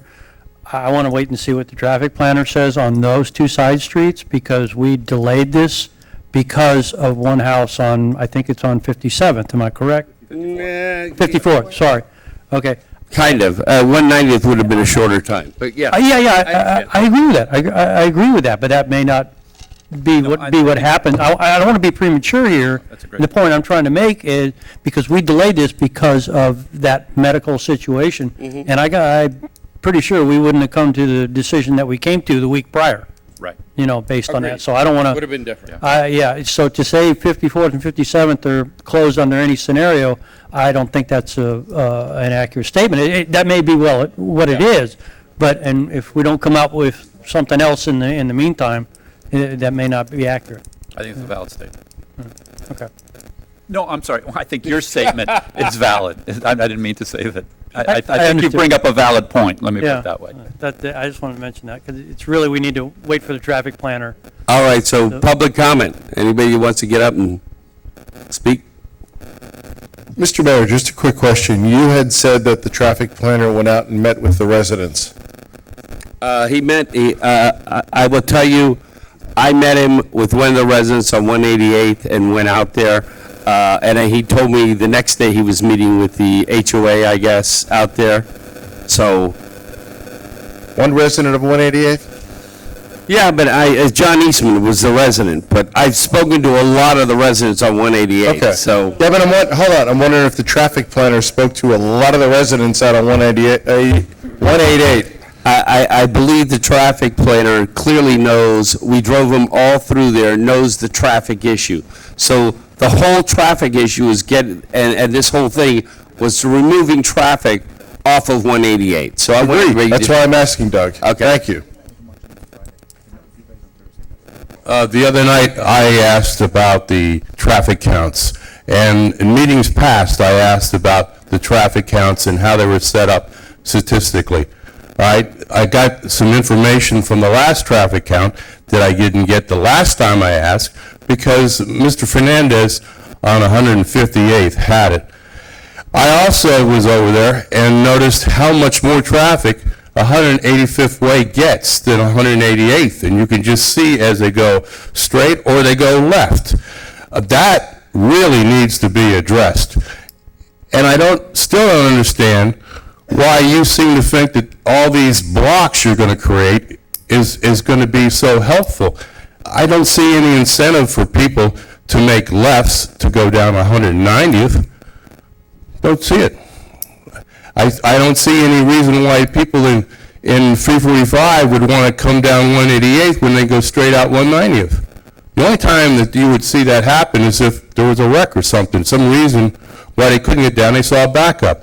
But when you start playing all these games within the town of Southwest Ranches, you're going to get all these different problems.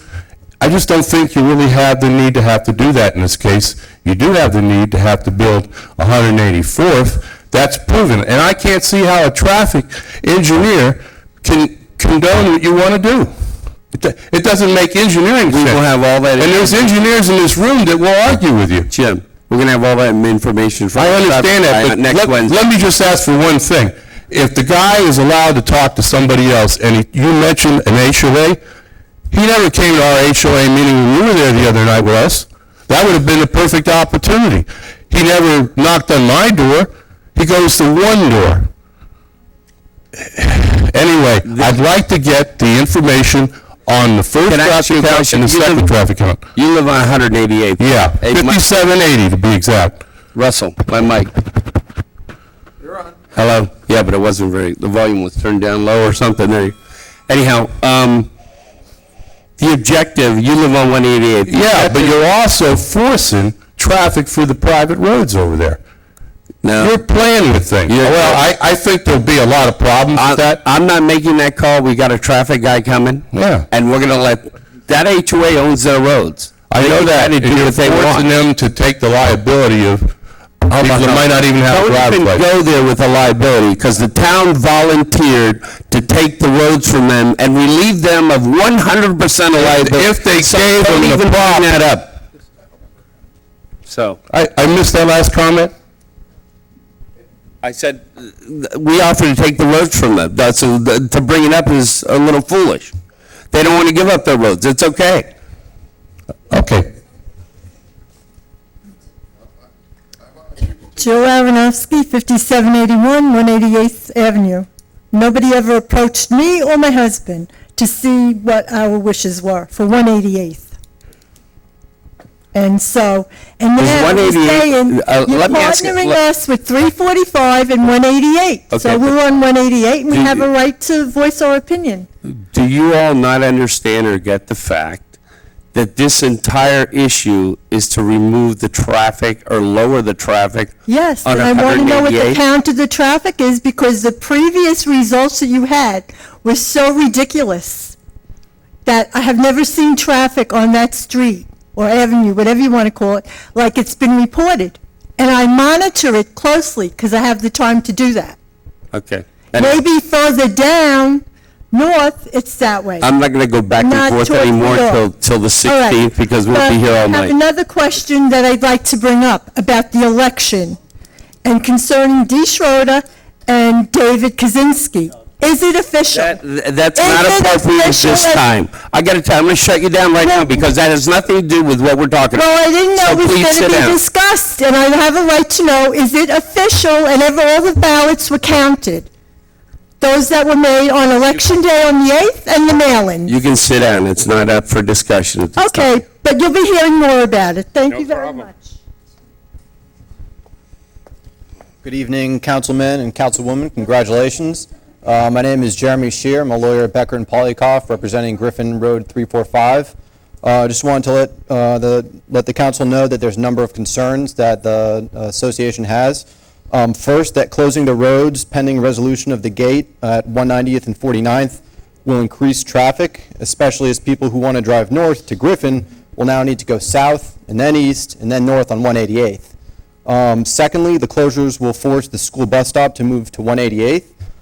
The association is concerned with the traffic that will create, as well as the safety for the kids, as there's multiple vacant lots and a sober home that's planned for the area. You know, sober homes are great. You want to help people, become sober, but obviously it creates potentially a danger for the kids. Additionally, please keep in mind that 190th is a private road.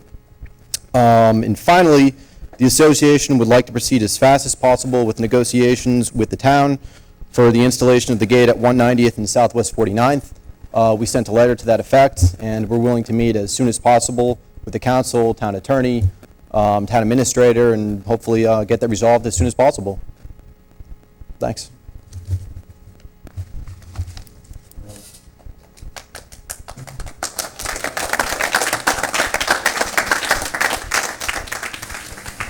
Good evening, everyone. Bob Zimmerman, Griffin 345. I have a two-step plan, along with the Z plan, but I have a two-step plan to solve all of the traffic problems. And it's very simple. Step one, the town allocates the required space for a gate on the north side of 49th Street. Plan, step two, the town helps Griffin 345 to expedite the gate and permits to make the gate. Finished. That's all. The town gives us a little bit of land right adjacent to our place. We put in the gate, and all the problems of this would be over. That's it. Any questions? Thank you.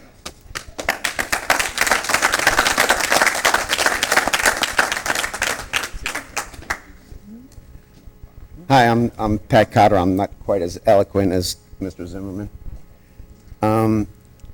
My wife and I, we live on the corner of 188th and 54th for the past 25 years. I know it pretty much a lot of people in this room. We have many friends in 345, just as many as on 188th. Actually, me and Mr. Zimmerman filled potholes when it was a dirt road. Correct? Correct.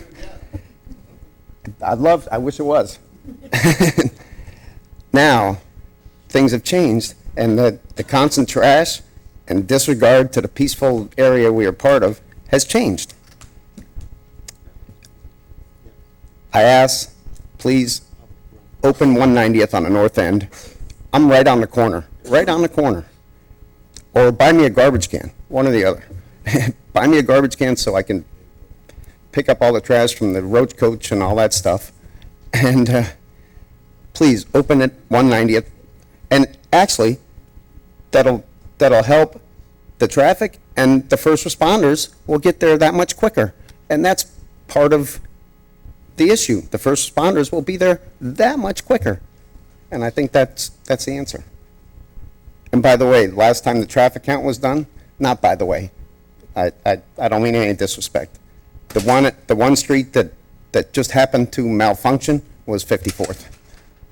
Coincidence again. Thank you.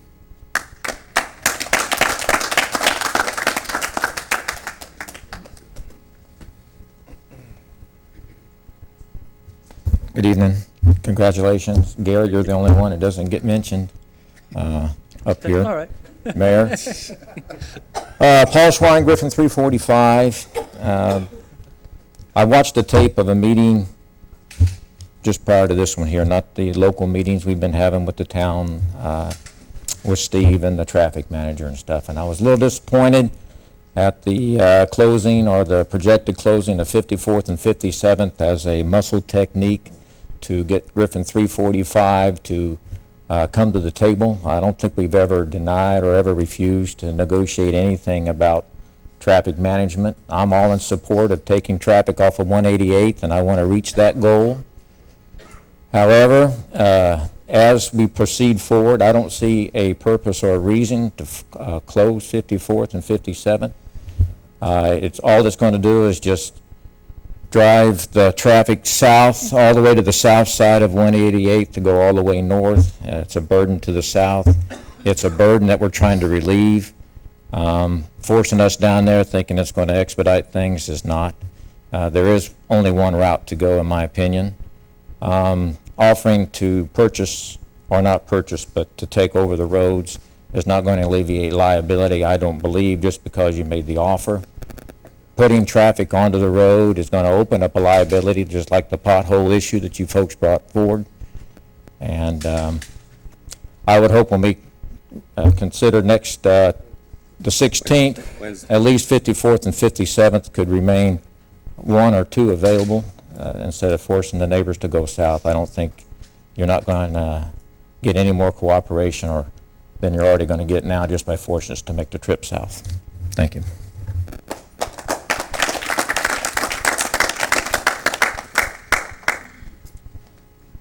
Council, Mayor. Joel Means, 4820 Southwest 188th Avenue. I do get the run of all of it. I'm about 5 houses in, as John. So as far as I don't need nobody tell me about traffic. I got it. They bring their attorney, they bring everything. It's their way or the highway. But in that, we've tried to work out, there's not going to be no perfect negotiation on this. It's going to be an inconvenience for all. But I would like to see 54th, 57th. I'd like to see 63rd closed. Or they can leave 190th closed if they choose. That's up to him as far as buying a gate. Will you buy this? Will you give me that? It's your property. Do what you want with it. Or leave it closed, give 63rd. That's what I like to keep done. Alls we're asking them, and again, common sense issue, alls we've asked them since day one, please take and relieve us of your own traffic. Nothing more, nothing less. That's all I have to say. Thank you. I forgot one item. Go ahead. You need to petition the state for a left-hand turn lane off of Griffin Road to go south onto 190th for safety. There's not whoever petitioned to get the left-hand turn lane will need it. When they four-lane it, I'm sure they'll do it. It's 4-lane almost to there anyway. Almost. But definitely in the meantime, we need to get a left-hand turn lane. There's going to have to be an alternate route into Griffin 345 just for safety purposes. I'll be more than happy to take an extra 3 minutes of driving time to have to take 188 because I can't safely get onto 190th from the north side. And it'd just be an extended trip for me, and it'll be an inconvenience to 188th, which is we're trying to alleviate the issue with. Thank you.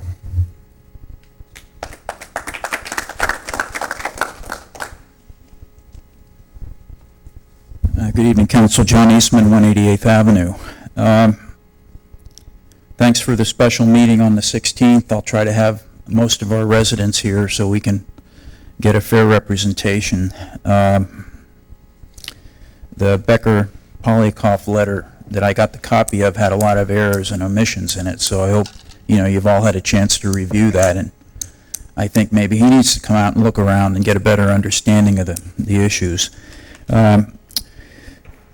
The grant application to get the money from the state to complete 190th, it's over a year ago, it's a couple years back. The 345 community knew that road was going to be completed, and you think that they would have got their ducks in a row and got the gate planned and applied for the grant so that when that road was completed, the gate could have been done at the same time. So now we got $250,000 worth of pavement blocked, and we're still eating all the traffic. 188th needs 100% of 345 traffic off our road because we have enough other traffic that's overwhelming us to the point that we have almost 2,500 cars a day going in front of my house. And yes, there are some 188th residents down on the south end who don't get the traffic because they cut through 345 and cut out by Mr. Cotter's house. And in any event, yeah, traffic counts are great. We've already done them, so we know the traffic's there. I see it. And the problem is 345 is a private community, and they're totally entitled to self-help, and they can control their own roads, and they should. They paid for it. They have a wonderful road system in there, and we have a lot of commercial heavy traffic that's using their road and abusing them. It's private property. The nursery traffic should not be cutting through there. They do it solely to avoid the speed bumps on 188th. So we realize that shutting that off at 63rd is going to have 188th accommodating the same amount of traffic, but it'll just be using the full length of the road. But we hope that some of that will detour and go to the south down 185th Way and exit at Sheridan, because it'll be, lesser abuse on them going over all our speed bumps. So the main problem with the gate at 49th Street is that 345, the residents, it'll be great for them. They can go straight out, they'll all have gate access, but there's a lot of service traffic, there's homes under construction, there's going to be homes under construction as the lots get sold off. And the construction traffic alone generates huge amounts of heavy trucks, dump trucks, cement trucks, deliveries, and then the crews of workers as these houses are being built. There are active nurseries in there. David's house was just sold. They're developing that as an active nursery. That's going to be more traffic. And I'm just concerned that a lot of that service traffic, as I put it, in other words, the traffic other than the residents that live there, is not going to be using the gate because they won't have access to it. And they're going to drive down 188th and cut around the south end. If we put the gate somewhere on the south end, then all that service traffic will remain on 190th entering at Griffin Road. And there won't be an outlet for them at the other end. So it'll completely eliminate all the cut-through traffic that goes down to the nursery south of 63rd. The solution to our traffic woes in all three areas, 186th, 85th Way, 188, and 190th, is to get the commercial nurseries a way in and out so that they don't have to cut through our neighborhood. And then the third solution is 184th Avenue. We know that. The two communities on either end of us are continuing to build their density. We get more and more traffic cutting through.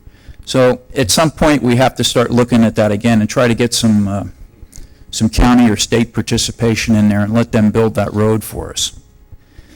The last issue is the code. Our code is too lenient on commercial traffic and commercial businesses operating in our town. We have a couple of these bulk grinding units that are at some of the nurseries, and they attract huge amounts of traffic all day long as the landscapers come in and pay to dump their stuff there. It's collated, it's ground up, mulched, and reloaded in trucks, and then it goes out again. And, these people have ag exemption. We don't get any of that action. It's a huge cash business. And I feel that we should be looking at ways that we can regulate that and maybe charge some impact fees for using our town roads and destroying them the way they do. I'm not against the nursery operators. They have every... Wrap it up, John, you're way past Okay, time. the nursery operators that grow trees and plants, it's low density. It doesn't bring in a lot of stuff. But when these people are renting their property to outsiders to come in and store their non-nursery rigs, and we have them doing other types of work using that property, we need some code changes. And I think going proactive with some of these things will help us out a lot. Thank you.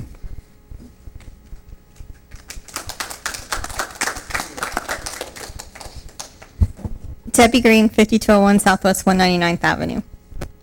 I had a question as far as, I don't live on that street, but I'm on the board of the HOA that's for that area, the Country Estates Homeowner Association.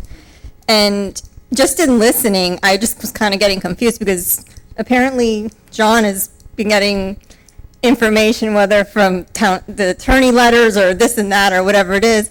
And I would hope that, I mean, this has been something that's been on our agendas for years now, that the town administrator and whoever's the attorney, whatever, if there's information that's going out to the public, that it should also be shared with at least the president of the Country Estates Homeowner Association. And just so we're all clear, that's Bob Hartman. So, thank you.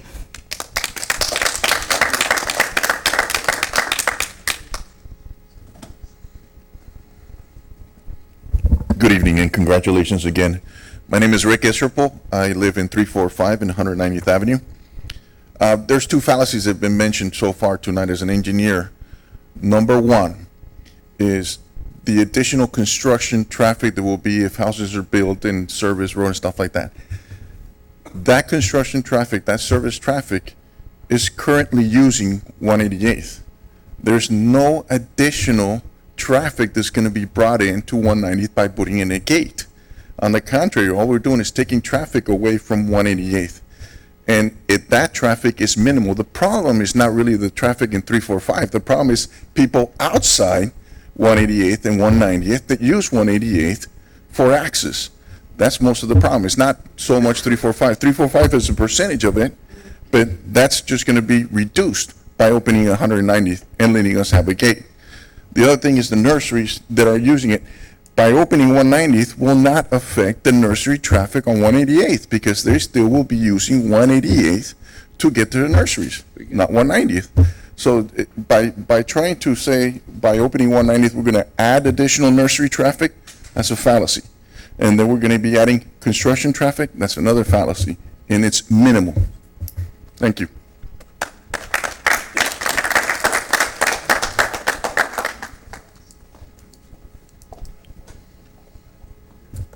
Ophelia Arlotta, Griffin 345. I'd like to clear up a couple of points. I think everybody knows that we have been working, even before we got the grant to pave that 190th axis, to try and solve the traffic issues out there. And we have been at every workshop, we have been at every meeting, we have tried to work together to find a solution. And even with the gate, we have no problem with the gate, putting it on the north side. We have no problem. We've always said we don't have a problem taking our own traffic off of 188th. We have tried to do the gate. We have tried even months ago. We have met with Andy. We have met with your engineers. We thought that it was pretty much solved as far as the gates and everything else. Then everything was taken off the table and everything got pushed back. And then we are here hearing that it seems like we are not cooperating when it's really not true. As far as active nursery, we have wholesale nurseries and we have two, which are mainly growers. You are not allowed to really have active retail nurseries in a residential area, and we do not have that. As far as construction traffic, we only have 2 houses under construction. And pretty soon, all the lots will be built and there will be no more construction traffic. As far as service traffic for our area, we have cooperated. We have told everyone that we don't mind putting in a gate system that can have a code in to facilitate the entrance of all our people that come in for yard, for service our water, all those things. So we have been working very diligently with the town and with our neighbors, trying to find a solution where everybody that is servicing Griffin 345, everybody that belongs in Griffin 345 uses that gate. The only thing that we cannot do is we cannot absorb traffic from south of us, which is the commercial nurseries, and we cannot have the liability of having 190th open with no protection and for us to be the new speedway. Thank you. Okay, the only statement I want to make to you related to that, you own the road, you can gate it at 190th No, and I'm 63rd. I'm sorry, but the town attorney, Keith Polikoff, has said that we need a permit to gate the road, that we cannot gate it ourselves. Is that correct, sir? Yeah, you not only need a building permit, but a site plan approval to close the road. Okay, so because the mayor just said that we could just gate the road. because Obviously, if there are it- things that have to be done, but what I'm saying is if you come in with an option to stop the flow of traffic through your neighborhood, one of the easiest and quickest ways to do that is block or barricade 190th and 63rd.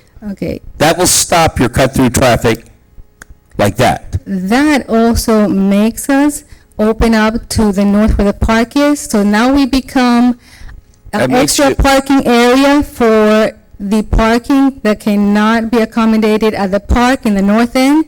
That also makes us the part of the park as far as for activities, for bicycle riding, for horses, for more ATVs, that all go to that park. It makes And I you think one-way that's and a fair. one-way And out. also, the most important thing is that that would make us have 4 homeowners that have been there since the beginning of Griffin 345 platting, which is over, like 28 years ago, to be left outside the gate, and that's not fair. They pay dues, they are part of our association, and we want to stay a community that we love our neighbors, and we want our neighbors to feel part of our communities, even if other people don't want Okay, it. And are you aware we that it did, takes a unanimous consent of this council to allow you to be a gated community? we have never asked to be a gated community. We don't want to be a gated community. We're asking for one gate only at the north end, where it does not exclude any of our members. And we have worked with Andy, we have worked with the town engineer, trying to make that possible. And no, we cannot just throw up a gate without a permit, even though it is our private road. And that has been clarified by your town attorney. Understand that. Thank you.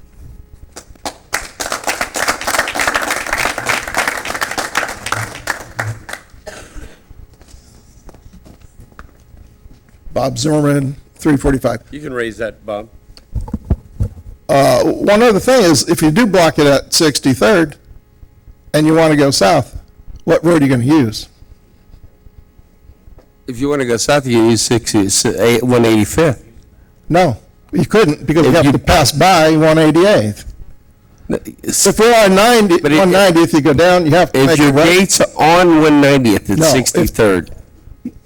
No, if the gate is at 63rd, I like know. you said, block it off, just block it off, so we only have one way in and one way out. The only way we can go south, Just go out and around.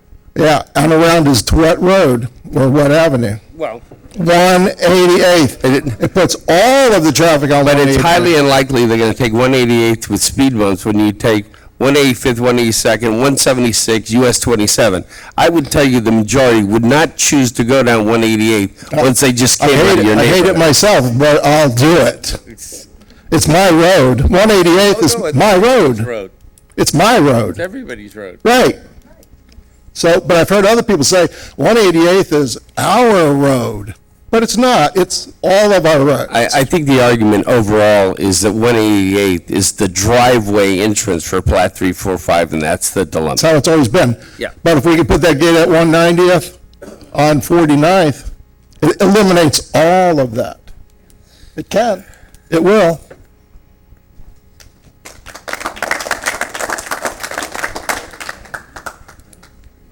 Aurelia Perez, and I'm in 90.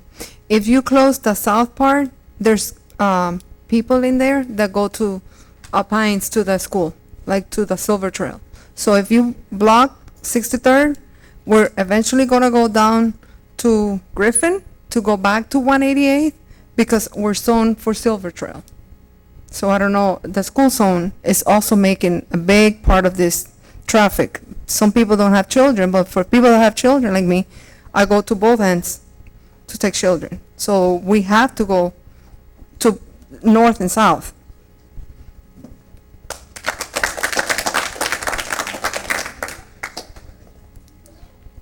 Hi, everybody. Congratulations down. all. Yeah? Oh. Hi, I'm Paige Guyson, 190th, 345. I just wanted to point out, if you guys, in your travels down 188th, there's so many commercial businesses, lawn cutting, and so on, and there's like 10 cars, and people park along the street in the morning, to get their guys out. And for me, if you were asking my opinion, I would like it all 3 entrances closed, and then work on those nurseries south of us to clean up, make them get occupational licenses, find out what they're really doing, and clean that up, and we would be patient maybe to get that done. Close all 3, be like Rolling Oaks, and because it sounds like you guys are not going to want to give up that piece of land on the north That's end. almost like a no-brainer to me, but. But on the north end, that section that we can't put the gate, these folks thinks we could just put a gate there. You have to be, like Steve understands that because the poor thing has been working on this forever. But that section you can't give up unless you guys give us that road. We can't put the electric in and so on. So unless you give that road section up, which is also a no-brainer, it solves a lot of things. But the other 3 entrances, if next week we could really think about maybe closing those 3, that would be awesome. Thank you.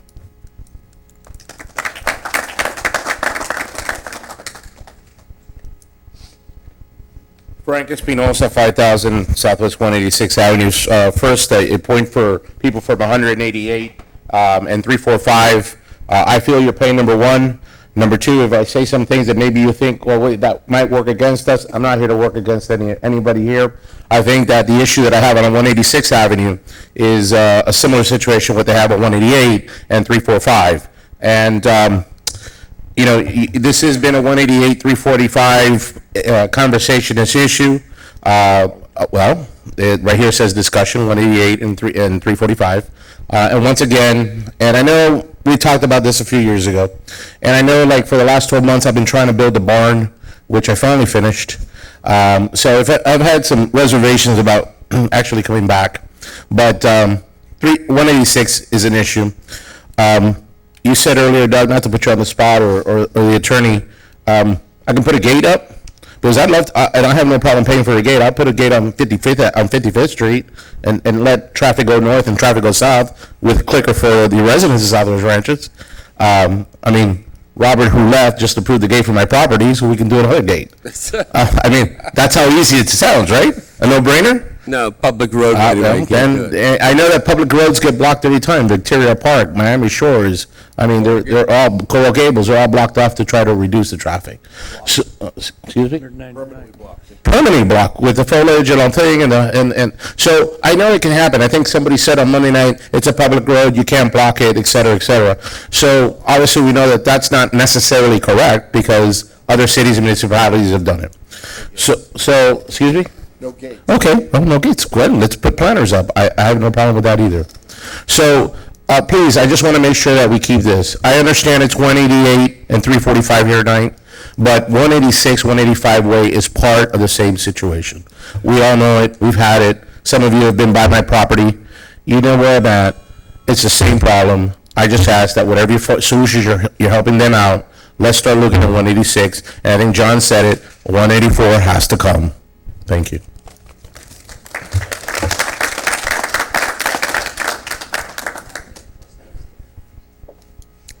Nobody else for public comment? Can't believe it. Are you sure? A lot of people out there haven't spoke yet. Okay. Well, I don't know about that. You're here. You take the time to come here. We want to hear you.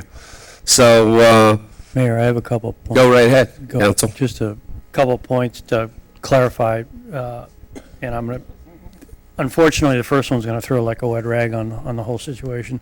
Unfortunately, the first item I'm going to comment on is going to not be very popular right now. The town cannot legally give up property. So us putting in, being able to deed over property to Griffin 345 to put a gate north of 49th is not a viable option. So I just want everybody to understand that. And the other, and we can discuss this more, obviously on Wednesday night. The other option, I just want to clarify, everybody, that they understand the town attorney has not written any letters to any homeowners associations or to any residents concerning this. This gentleman here who works for, represents Becker and Polikoff is not the same Polikoff as this one, our town attorney. Very common last name. I just want to make that clear because that's been brought up that they think they're together and they're not. They're not. They're on two different ends of the spectrum. So, but I want to go back to the first comment that it's illegal for the town to give up property for a private entity like that. So, and Keith, if you need to. Sorry, Russell if you was wanted asking a to question. add anything to what I No, Councilmember Jablonski, unfortunately in this case, you are correct. The problem is that the roadway in question is a platted roadway, and that meant that anyone who bought in the general community within the greater Platte, more than 345, the whole platted roadway network, bought in reliance upon certain roadways being there and certain roadways not being there. And it is virtually impossible to deed public property for private purpose in this particular setting when it is a platted roadway network and when you're dealing with a situation where the question would come up and any challenges to whether or not there's any public benefit to the area being given in question. And in this case, of course, there's public benefit for it because they're using it for their benefit. So there is benefit. So we've done a complete analysis on it, and unfortunately, the town can't give up its property at that location. However, I've been told that maybe there's an ability of residents there to maybe have their own sliver of private property to place the gate on, and that would be a possibility. That was all. Go ahead, Steve.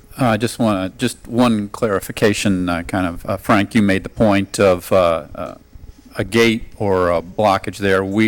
It is, as we've done in this town, you are able to block off a road. The town is able to do that, put a permanent barrier there. What you're not able to do, what's not legal to do, is on a public road to put up a gate to stop traffic for just a select group. So I just want to clarify that. Yeah. I just wanted you to be clear. That's all. And thank you for that, because that added into the rest of my comment, is that the courts have ruled that you can't allow some people into an area and not other people. Public area. And as a result, you can't give clickers to some and not others. And in this case, that's what would occur, so it's not possible. Go right ahead. Okay, my name is Julio Aviles. I'm from 190. I'm sitting there, and this is my third time I think I come to one of these things, and it kind of bothers me, and I want to be straight with you guys. What you're telling me then is that you're lying to us, that you're going to block 54, 57, and then we cannot do anything in our part, because legally, we cannot own the road to put a gate. So basically, you wanted to get us stuck there, and then say, sorry guys, too late. And that bothers me, because that's a lie to me.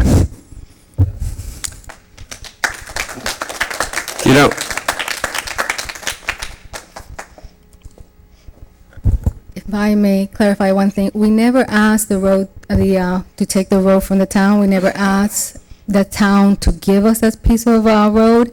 What had been discussed in the meetings with the engineers and with the Andy Burns is that an easement to what will be created in that area so that we may use it to place the gate. But we had never said that we were going to take that road, or we never really asked to be giving it to us. It was always discussed as an easement for us to use it to be able to place the gate. Yeah, not to put a damper on it, but an easement or fee simple is the same thing in the way of the law. But I will tell you something, and if this is palatable eventually to the residents when the full discussion comes up, you can always do what Golden Beach did. And that is, for anyone who's been there off the Strand off of A1A, you can put in a gate and it can automatically open after some time. And then the law is clear that because you're not excluding some, and anyone can enter, you can go that route. Don't know if the residents would want that, but I just want to throw that out as a legal option. That in of itself deters traffic in many scenarios because of the fact that people don't like waiting to go through a gated area unless there's a reason for them to be there. So I just want to throw that out. That is an alternative. How does that work? You exactly like Golden Beach. You pull up to the gate, you wait a second. In Golden Beach, it takes a picture, license plate, etc. The gate opens and then closes behind you. Okay, but you're saying Come up to the mic. I'm saying that if the residents, and I don't know this roadway network that well because I've really let others do this, but if the only ability and the only thing that the community wants and the council agrees with is placing a gate at that location that we're speaking about now. You mean that location on 190th? Is that the north location? Yeah, 190th and 49th. I know it's the north location, so I just go 190th north. That there is the legal ability to put a gate on town property there, provided that it automatically opens to everyone. And you say in the beginning that when you place that gate, we'll have a clicker. There would be no clicker. No, it would open automatically. I know, but for the first few months or whatever you want to say, you say in the first part of your phrase, you say that you keep it like gated and then you release the gate. No, the gate will always be there, but it will automatically open. Won't deny anyone access.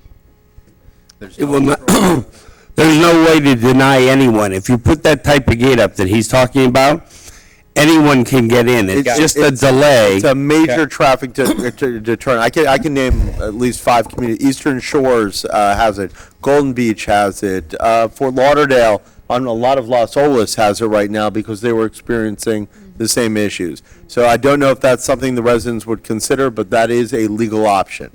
That sounds. I'm not gonna comment anything about that because I'm not gonna.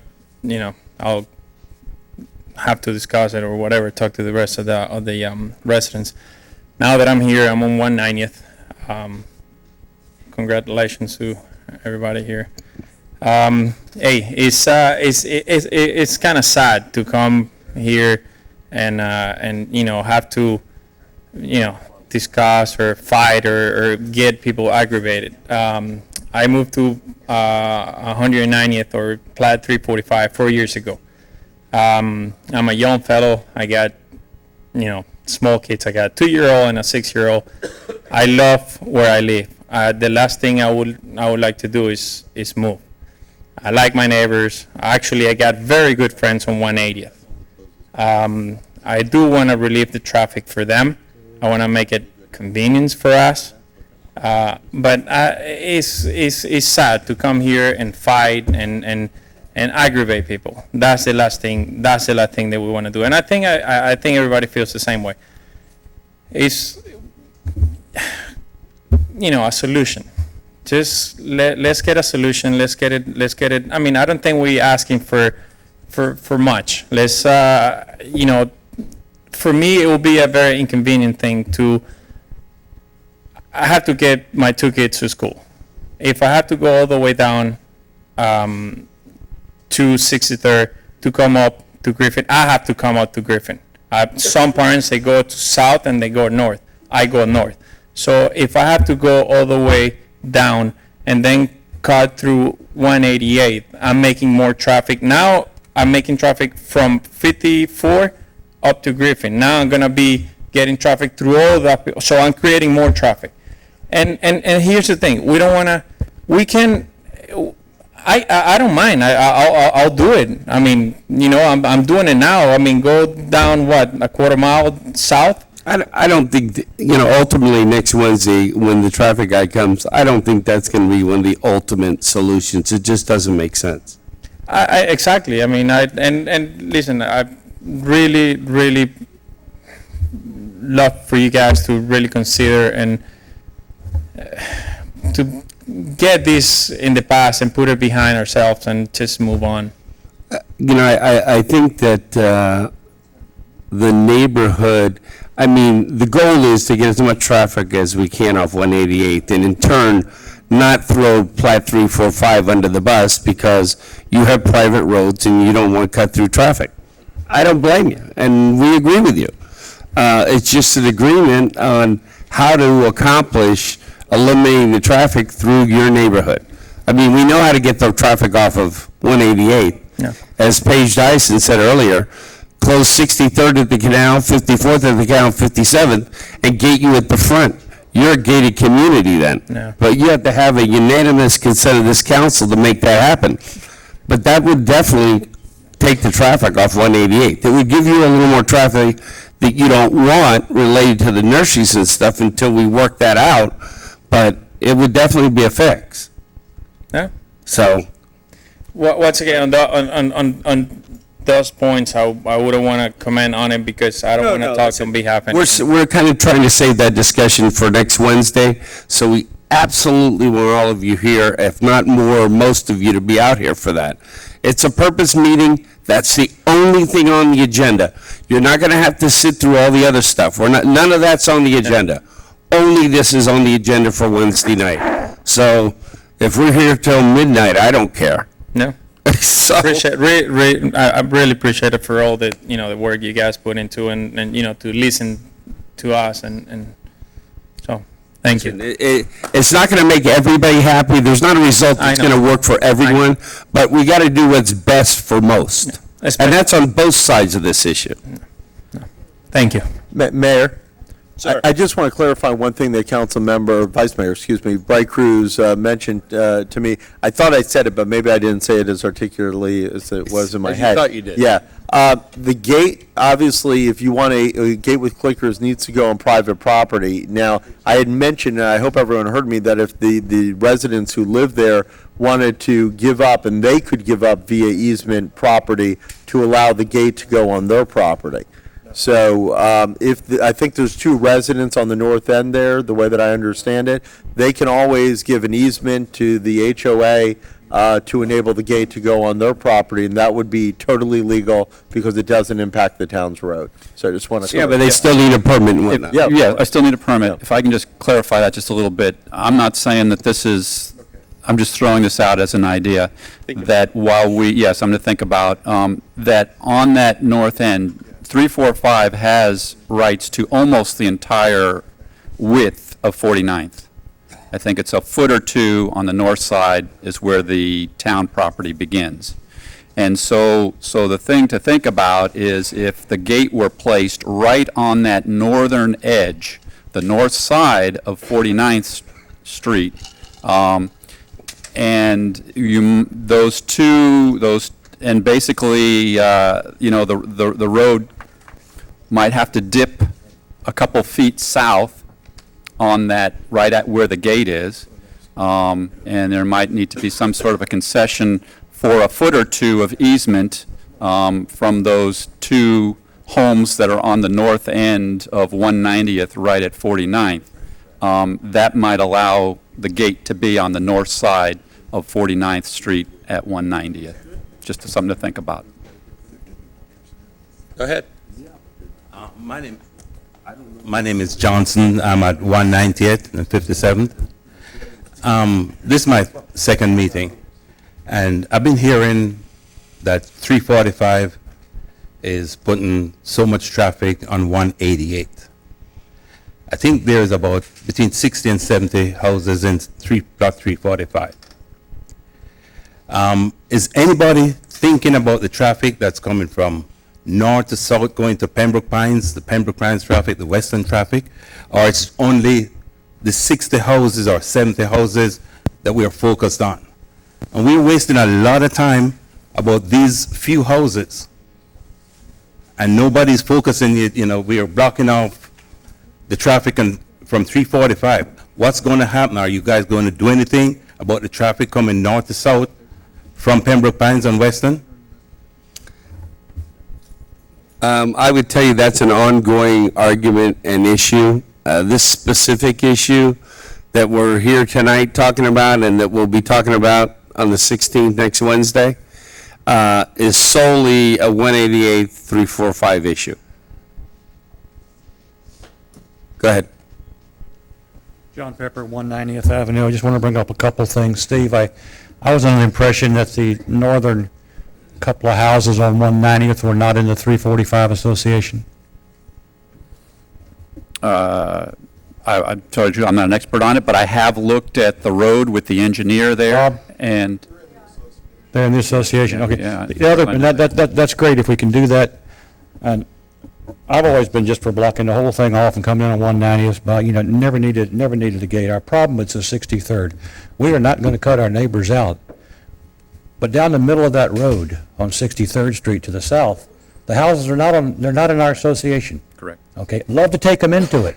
But more than that, on the far west end is a house that's in Pembroke Pines. Love to take them into it. Then put a block across the canal, block the other roads off. Everybody be happy. Leave us alone. Come down 190th every now and then, take a look at us, make sure we're not doing anything wrong. Okay, one way in, one way out. We're off 188th, we're happy. But we can't solve that problem on 63rd. Maybe you can. And then put it right across the canal. We'll leave everybody alone. We'll get off the roads, and we'll all be happy. Can you solve it? That's an option. If you can solve it, But the dilemma is that. don't need a gate. You're right, but I don't, not everybody agrees with you, and that's why we're having the traffic study and stuff. And part of the reason was, I realized some people are out of the gate, but if you put a gate, just is just one of many ideas. If you put a gate with a clicker on 190th at 63rd, it allows the people within 345 to have a clicker, and whether you're in or out of the gate, it makes no difference because you have a clicker and you can get in or go out of the gate. I don't think it's going to work for us. Why don't you work with us to get those houses, get the Pembroke Pines, when we'll work it out with the other people, let us in. And I think the Pembroke Pines thing may be a big problem. Or maybe annex them or something, I don't know. But yeah, I don't care whether you have a gate or not. And I don't want to particularly go up 188th. And I don't want to put a stop sign. But they don't want the nursery traffic that's in the back coming down with We don't want them either, but we're stuck with them. Okay, we're stuck with them. But if we have to come in there and put a stop sign on every single cross street and a speed bump on every cross, we'll do it. We don't want it. There's a better way, but it takes your cooperation. Thank you. Thank you. Just a question, what are we going to accomplish on Wednesday, the 16th? The plan on the 16th is with the traffic study and all that data and information and recommendation is to come up with an ultimate commitment solution that we're going to move forward with and do. So I would tell you, my hopes and wishes is that we can implement it by the end of the month. Whether the gate's in or whatever, if it's not in, maybe put barricades in the meantime or something to cut through traffic. But I would tell you, the ultimate goal is to get something in place moving forward. We need time. Once we make that commitment and we make that decision, the administrator has to notify, the school buses, the EMS, the fire department, the police. So there's a little time, and it's going to be at least 2 weeks. Maybe it might be a little longer. But ultimately, make a final decision moving forward what we're doing. We'll consider leaving the blockade until the gate's installed, and maybe blocking 54th and 57th, leaving 63rd open. I would tell you that's definitely as a discussion item, without a doubt. All right, thank you. Rusi, 19,000 Southwest 56th Street. I've been coming to these meetings. When I moved to One more. Just one more, I please, understand. one more. My only concern is the school bus. Right now, actually, the stop is right next to the house. My wife just delivered a new baby. We have 3 more kids. They're right there. So now, if you guys close 54th and 57th, 190th. how are we gonna? That's not gonna solve the problem. I think 54th and 57th, just close them. It's not gonna be a solution. I think we need, on Wednesday, hopefully we can find a solution. Right, that's the plan. And let move forward. I think we don't want to be driving 188. I know we have the right to drive, we pay taxes. Mm-hmm. I don't mind driving 63rd. That's not. I think if we any of just you need put the to find- shoe on the other foot, you would be in the same. Exactly. Yeah.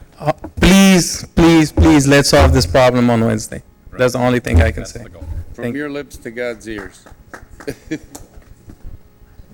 I just have one more question. Yes, sir, go right ahead. Can the town sell us that little piece of property? Town attorney says no. They could sell things to the school board? Land?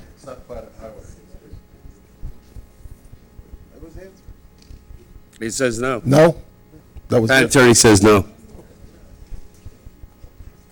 One last question. Sure.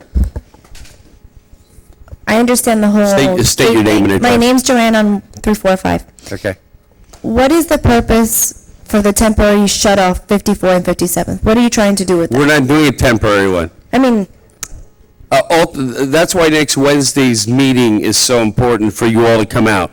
We've got the traffic study, we're gonna have a lot more information, but the goal is to get as much traffic as we can off of 188 and accommodate as little, if no cut-through traffic on in 190. No, I understand It's your neighborhood and your roads, we can't tell you, but we can do what's on best interest of the town side, and you'll all be stuck, but I want you to understand that the security grant that was created by this council, I didn't vote for because it's taking money, public money, for private use, in my opinion. But we've created that grant to give HOAs up to $40,000 to help you. So we're not just telling you all to go spend your money and do this, you know what I'm saying? We're trying to help you all at the same time. And people don't realize that sometimes. I understand, but the grant that you're helping us achieve, it's so that we put it where you say. Not so much as we say, the part of the dilemma you have, if it ultimately comes down to making you all a gated community, it's going to take every one of us to vote yes to make that happen, okay? And that's kind of difficult No, sometimes. but not a gated community, because we could shut off 63rd and leave 49th with a gate. But you're saying that you won't give us the easement or the space or whatever to put the gate. No, the gate, you all can put the gate wherever you want. But not on your road on It can't 49th. be on our property. It's got to be Right. on your property, is what we're getting at. But we can't really, well, I guess You we have to ca- get the there- easement from there's the. a lot of ways to We may do be it. able to put it on the Okay, north side there. but for now, because supposing November 1st, but because of the lady or whatever, you were going to shut 54th and 57th, I still don't understand. just for clarification, why are we shutting those roads momentarily? We're not. You're not, but why would you? Well, we were, so Why were you everybody gonna? would get it, come to a decision and get together and let's get this resolved. The reason for that was to implement a little stress on everybody Right. to come to the table to But make a decision. logically, for traffic reasons, there's no reason why. Yeah, no, it was to make everybody get, Councilmember Bike Cruz has been working on this for 12 years that I know of. Yeah, no, you make a great point. You make a great point. There's no traffic benefit to closing those 2 roads in the temporary solution type situation. I think that's why we're not proceeding with it. I can only speak for myself. I don't support doing So that. just so I know, because my Yeah, husband yeah. said we have 2 young kids and we have to take kids to Pembroke Pines and to Weston and so on. Just so I know, until we figure out what's going to happen or until a gate is put or not put in place, 54th and 57 will remain open. Well, what we're saying is that we're not making a decision to close them tonight, okay? On And next Wednesday. Next Wednesday is plan when to we're make going a to make all those Right, decisions. So and then I- next Wednesday, what you're saying today is, no, you're not closing them, but you're telling me now that there is a possibility next Wednesday you decide to close them. But It'll again, if still there's be no another couple of benefit. weeks. Right, but there's no benefit to it. So why would you decide next Wednesday to close it? I guess there's a dispute on whether there's benefit or not. If you But you just said there wasn't. Who said there wasn't? I never said there wasn't. Okay, then you said, one of you just I said said it. I personally don't see any traffic benefit to closing. Right. I would tell you the benefit temporary is solution. instantaneous. And the benefit What's the is benefit? that if you close 54th and 57th and you enter off of 190th, first of all, that removes traffic No, no, off of if 188. 190th remains closed as it No, it's is- not going to remain closed. And whether it's a gate or whatever, We can leave it there's closed going to on be our side. access in some fashion, more than In likely. the temporary solution. The Right. 190th is going to remain closed in the temporary. I would tell you, until we know next Wednesday with the other information, I can't tell you that. But I would tell you, my opinion would remain open until you get a gate there. What do we come up with?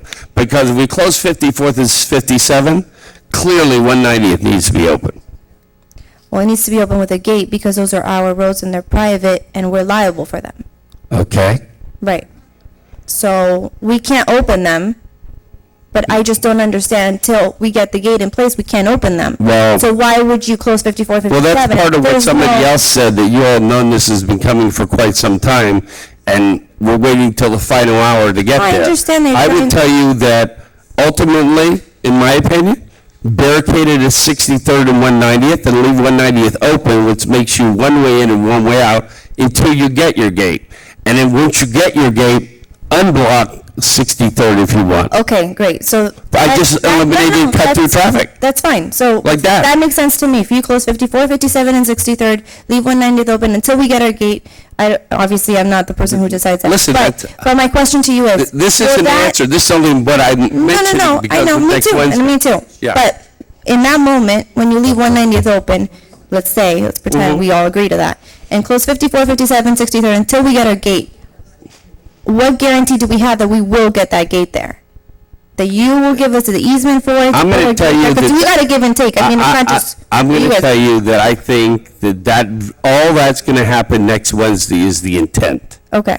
Councilman Brightcrus, if you'll join in with me. Absolutely. The intent is to come up with a resolution or to resolve this matter on what we're doing as far as closing or opening whatever roads. Your roads, we can't dictate to. We Okay. can agree with you or not agree with you, that we can But do. I mean, my whole point is that if we have. We want to vote on the grant also at the same time on, I guess, where you're going to put it. So, but in the meantime, I don't want to not implement something to make a benefit now. I mean, if you make yourself one way in and one way out for now, that's fine until you get your gate, and if you want to remove it, it's yours to remove off the back after the fact. Right, Okay, so that's what I'm getting at. right. I just want to So, make sure that. I don't wanna okay, wait till you let's get close that gate. all of those, and let's open 190 My on position 49. is, Then you're I not don't gonna want to say, wait well, 6 you're doing months. fine, now we're not going to give you the grant, and we're not going to give you the easement for that. All that's going to happen next Wednesday night. Okay, we'll be back. That's the intent. Anyone else? Come on up. Come on. Listen, we're here, you're public, we want you all to I'm come up and Martinez. speak, so thank you. Thank you. I'm all the way north on 190th, and I've been coming to these meetings, and I just hope that we come down with a solution. What you just said I cannot decide on that, I don't want to, but I Right. think you need to come up with something.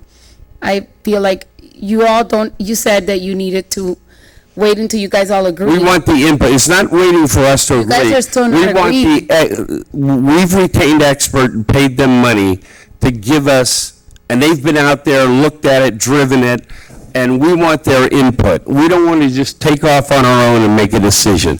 So we want the experts sharing the information with us, so with that information and with us knowing the issue, come up with a good solution. Yeah, you told me at the Halloween celebration Yeah. that you were going to walk our roads and get our opinion. But this meeting wasn't scheduled for Yeah. next week on the 16th. So what Right. happened is, I don't have time between now and then to make that happen. So we're getting the word out for everybody to come for the 16th. We'll be here, and Okay. we hope that you come up We're- with that decision that you just said temporarily, something in the meantime, because you're solving one issue on 188th, but we're still like, we don't know what's going to happen. And then Right. you have the lawyer saying that practically he's telling us that, there's a law that we might not be able to get a gate. And then we're here sitting, waiting for some answers, and we still there's nothing. Here's the only dilemma I would see in a scenario, and let me just throw it out there as a thought. If we were to close 54th, 57th, and you close 63rd, because we can't close it, it's your road, okay? You close 63rd, 190th, and let's say for some reason we vote and give you permission to put the gate at 49th, okay? Now you're a gated community in the meantime. But in part of that agreement, it would probably have to say something to the effect that once this gate's in place, that the barricades or gate that you put up at 63rd has to come down. Okay. Right. Yeah. So, of course. Yeah. Whether is that scenario Well, but or whether everyone it's. has to agree, like our association. Yeah, well, that's why we said on the Everyone's 16th, decision, they all have to we're agree gonna on that. throw all this around and see what sticks. Well, I really hope that we can have some answers next week because it's, we just want to know when, and we need an answer soon. So I thank you. Thank you. Absolutely. That's why we're trying to bring it to a resolution.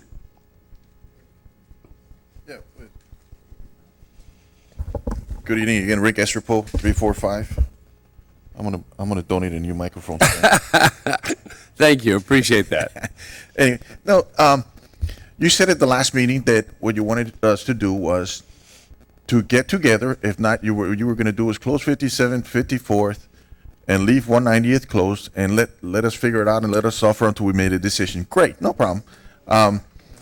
I agree with the gentleman that said, kind of like hold them hostage until they, light the fire. Did you hear the emergency issue, though, that we got on 54? Oh, I brought that issue to myself. Okay. My wife's grandfather lives with us. Okay. And he's right now in the hospital, and it's on a weekly basis. Condolences, I understand. But we had the meeting last Monday, 2 weeks ago. That was a community meeting that Steve had scheduled. I didn't attend or come to or Right. whatever. And that was to get community, just get the community involved. And then as we move forward, we were going to move, we learned about the 54th medical issue. So we didn't want to go close the road in that scenario because that would have added 3 minutes plus Right. to the response time. I understand. And, knowing that moving forward, I don't think it's a good idea to step into a lawsuit to get sued over adding time to an emergency situation. Correct.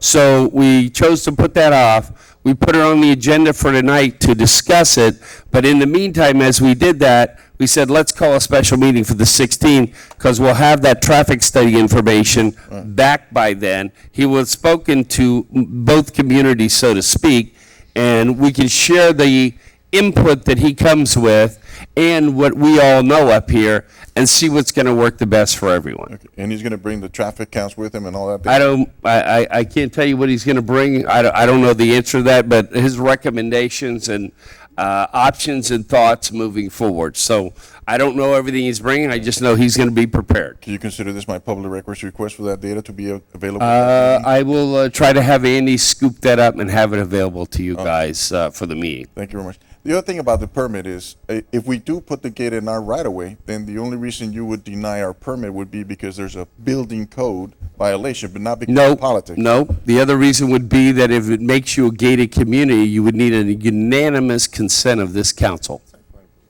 If we put a gate on a private road, Site plan approval, that's fine, and it's on a private road, that's good, that's okay. But ultimately, if you were going to block it somewhere else and it made you. Correct. Okay, that's all I'm getting at. well, you have a concern in valid, very valid, that if we put a gate on 49th, that we could go then someday put a gate on 63rd also. But the fact is, we can't. You can't unless you come to us. Well, even if we had approval from you guys, we couldn't do that because there is public right-of-way in between us on 60. At 60, okay, I spoke to the resident, Tommy, Right. on 190th and 63rd.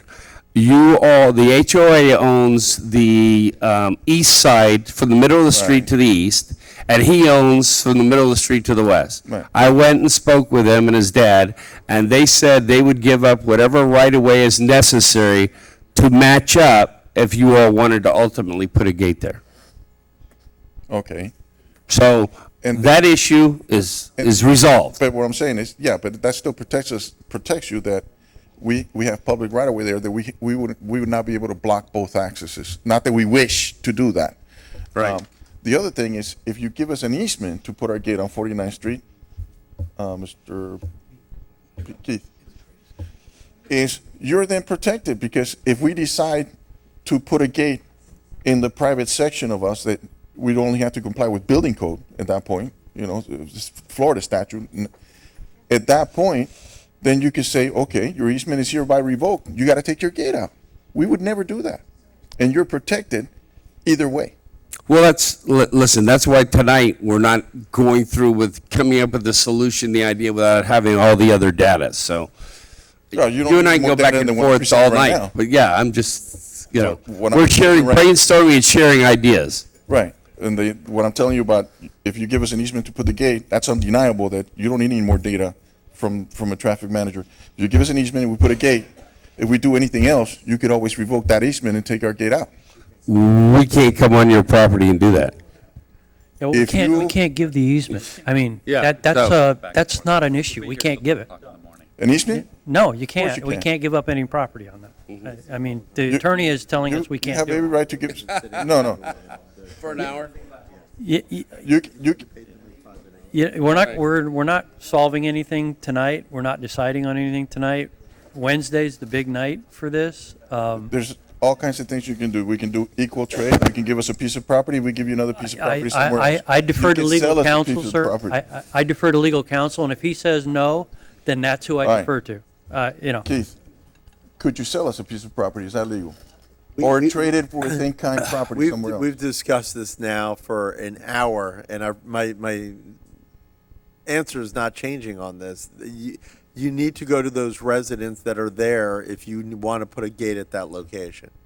That's who you'll need an easement from, on 49th. Correct. Yeah, well, you're telling us we can't put it on the north side of 49th, then we'd have to put it on the south side of 49th. No, that's not what we're saying. There's not enough room for them. As I mentioned He has before, ideas. I think there's an option for putting it on the north side there. You wouldn't be able to make the radius turn. It would be, Don't tell me what we can't do. We're here to find solutions, right? And we'll finish it up on Wednesday. Thank you. Thanks. Again, I'd like to ask that we get a chance to look at the statistics, the counts. I'll ask Andy to dig that stuff up. Before the night of the meeting. I'll do my best. It should be a very easy thing to do. It may not be. I don't know. And I'll ask. why would it not be? Jim, don't sit here and argue with me, man. I told you I'd try to get it for you. Okay. Okay, that's the best I can do. So, okay. Anyone else? All right, public comments closed. Council comments, anybody? No, thanks. Come on, my first meeting, you don't want to... I think we No. said enough. I defer till next week. All right. Any other September? We got some minutes. Yeah, some meeting minutes. Russell? Mayor, we have a couple of meeting minutes. As indicated on the agenda, there is one set of minutes, item 20.C, that has been amended since the initial print. And so if council wanted to approve that, subject to the corrected set of minutes, we would entertain that motion. I'm sorry, say that again, Russell. I was reorganizing after the conversation. No problem. My pleasure, Vice Mayor. There was a amendment to the minutes indicated on 20.C, which is the September 29, 2016 second budget hearing. Okay. We've distributed those prior to the meeting. You should have Right. So it's just a minor change to the discussion and to the motion. So Okay, I'd like to make a motion to approve the minutes with the adjustment to item C. Thank you. Second. Okay. Call the question, please. Well, any corrections from anyone in the public? Because you all do correct us once in a while. All right, seeing no public comment, any other council member comments? No? Okay. Busy talking to Jeff. Call the question. Councilmember Schroeder? Yes. Councilmember Fisickelli? Yes. Councilmember Jablonski? Yes. Vice Mayor Bright Cruz? Yes. Mayor McKay? Yes. Motion passed. What happened to Jablonski again? I caught him. Did you tell him that? You got him that time.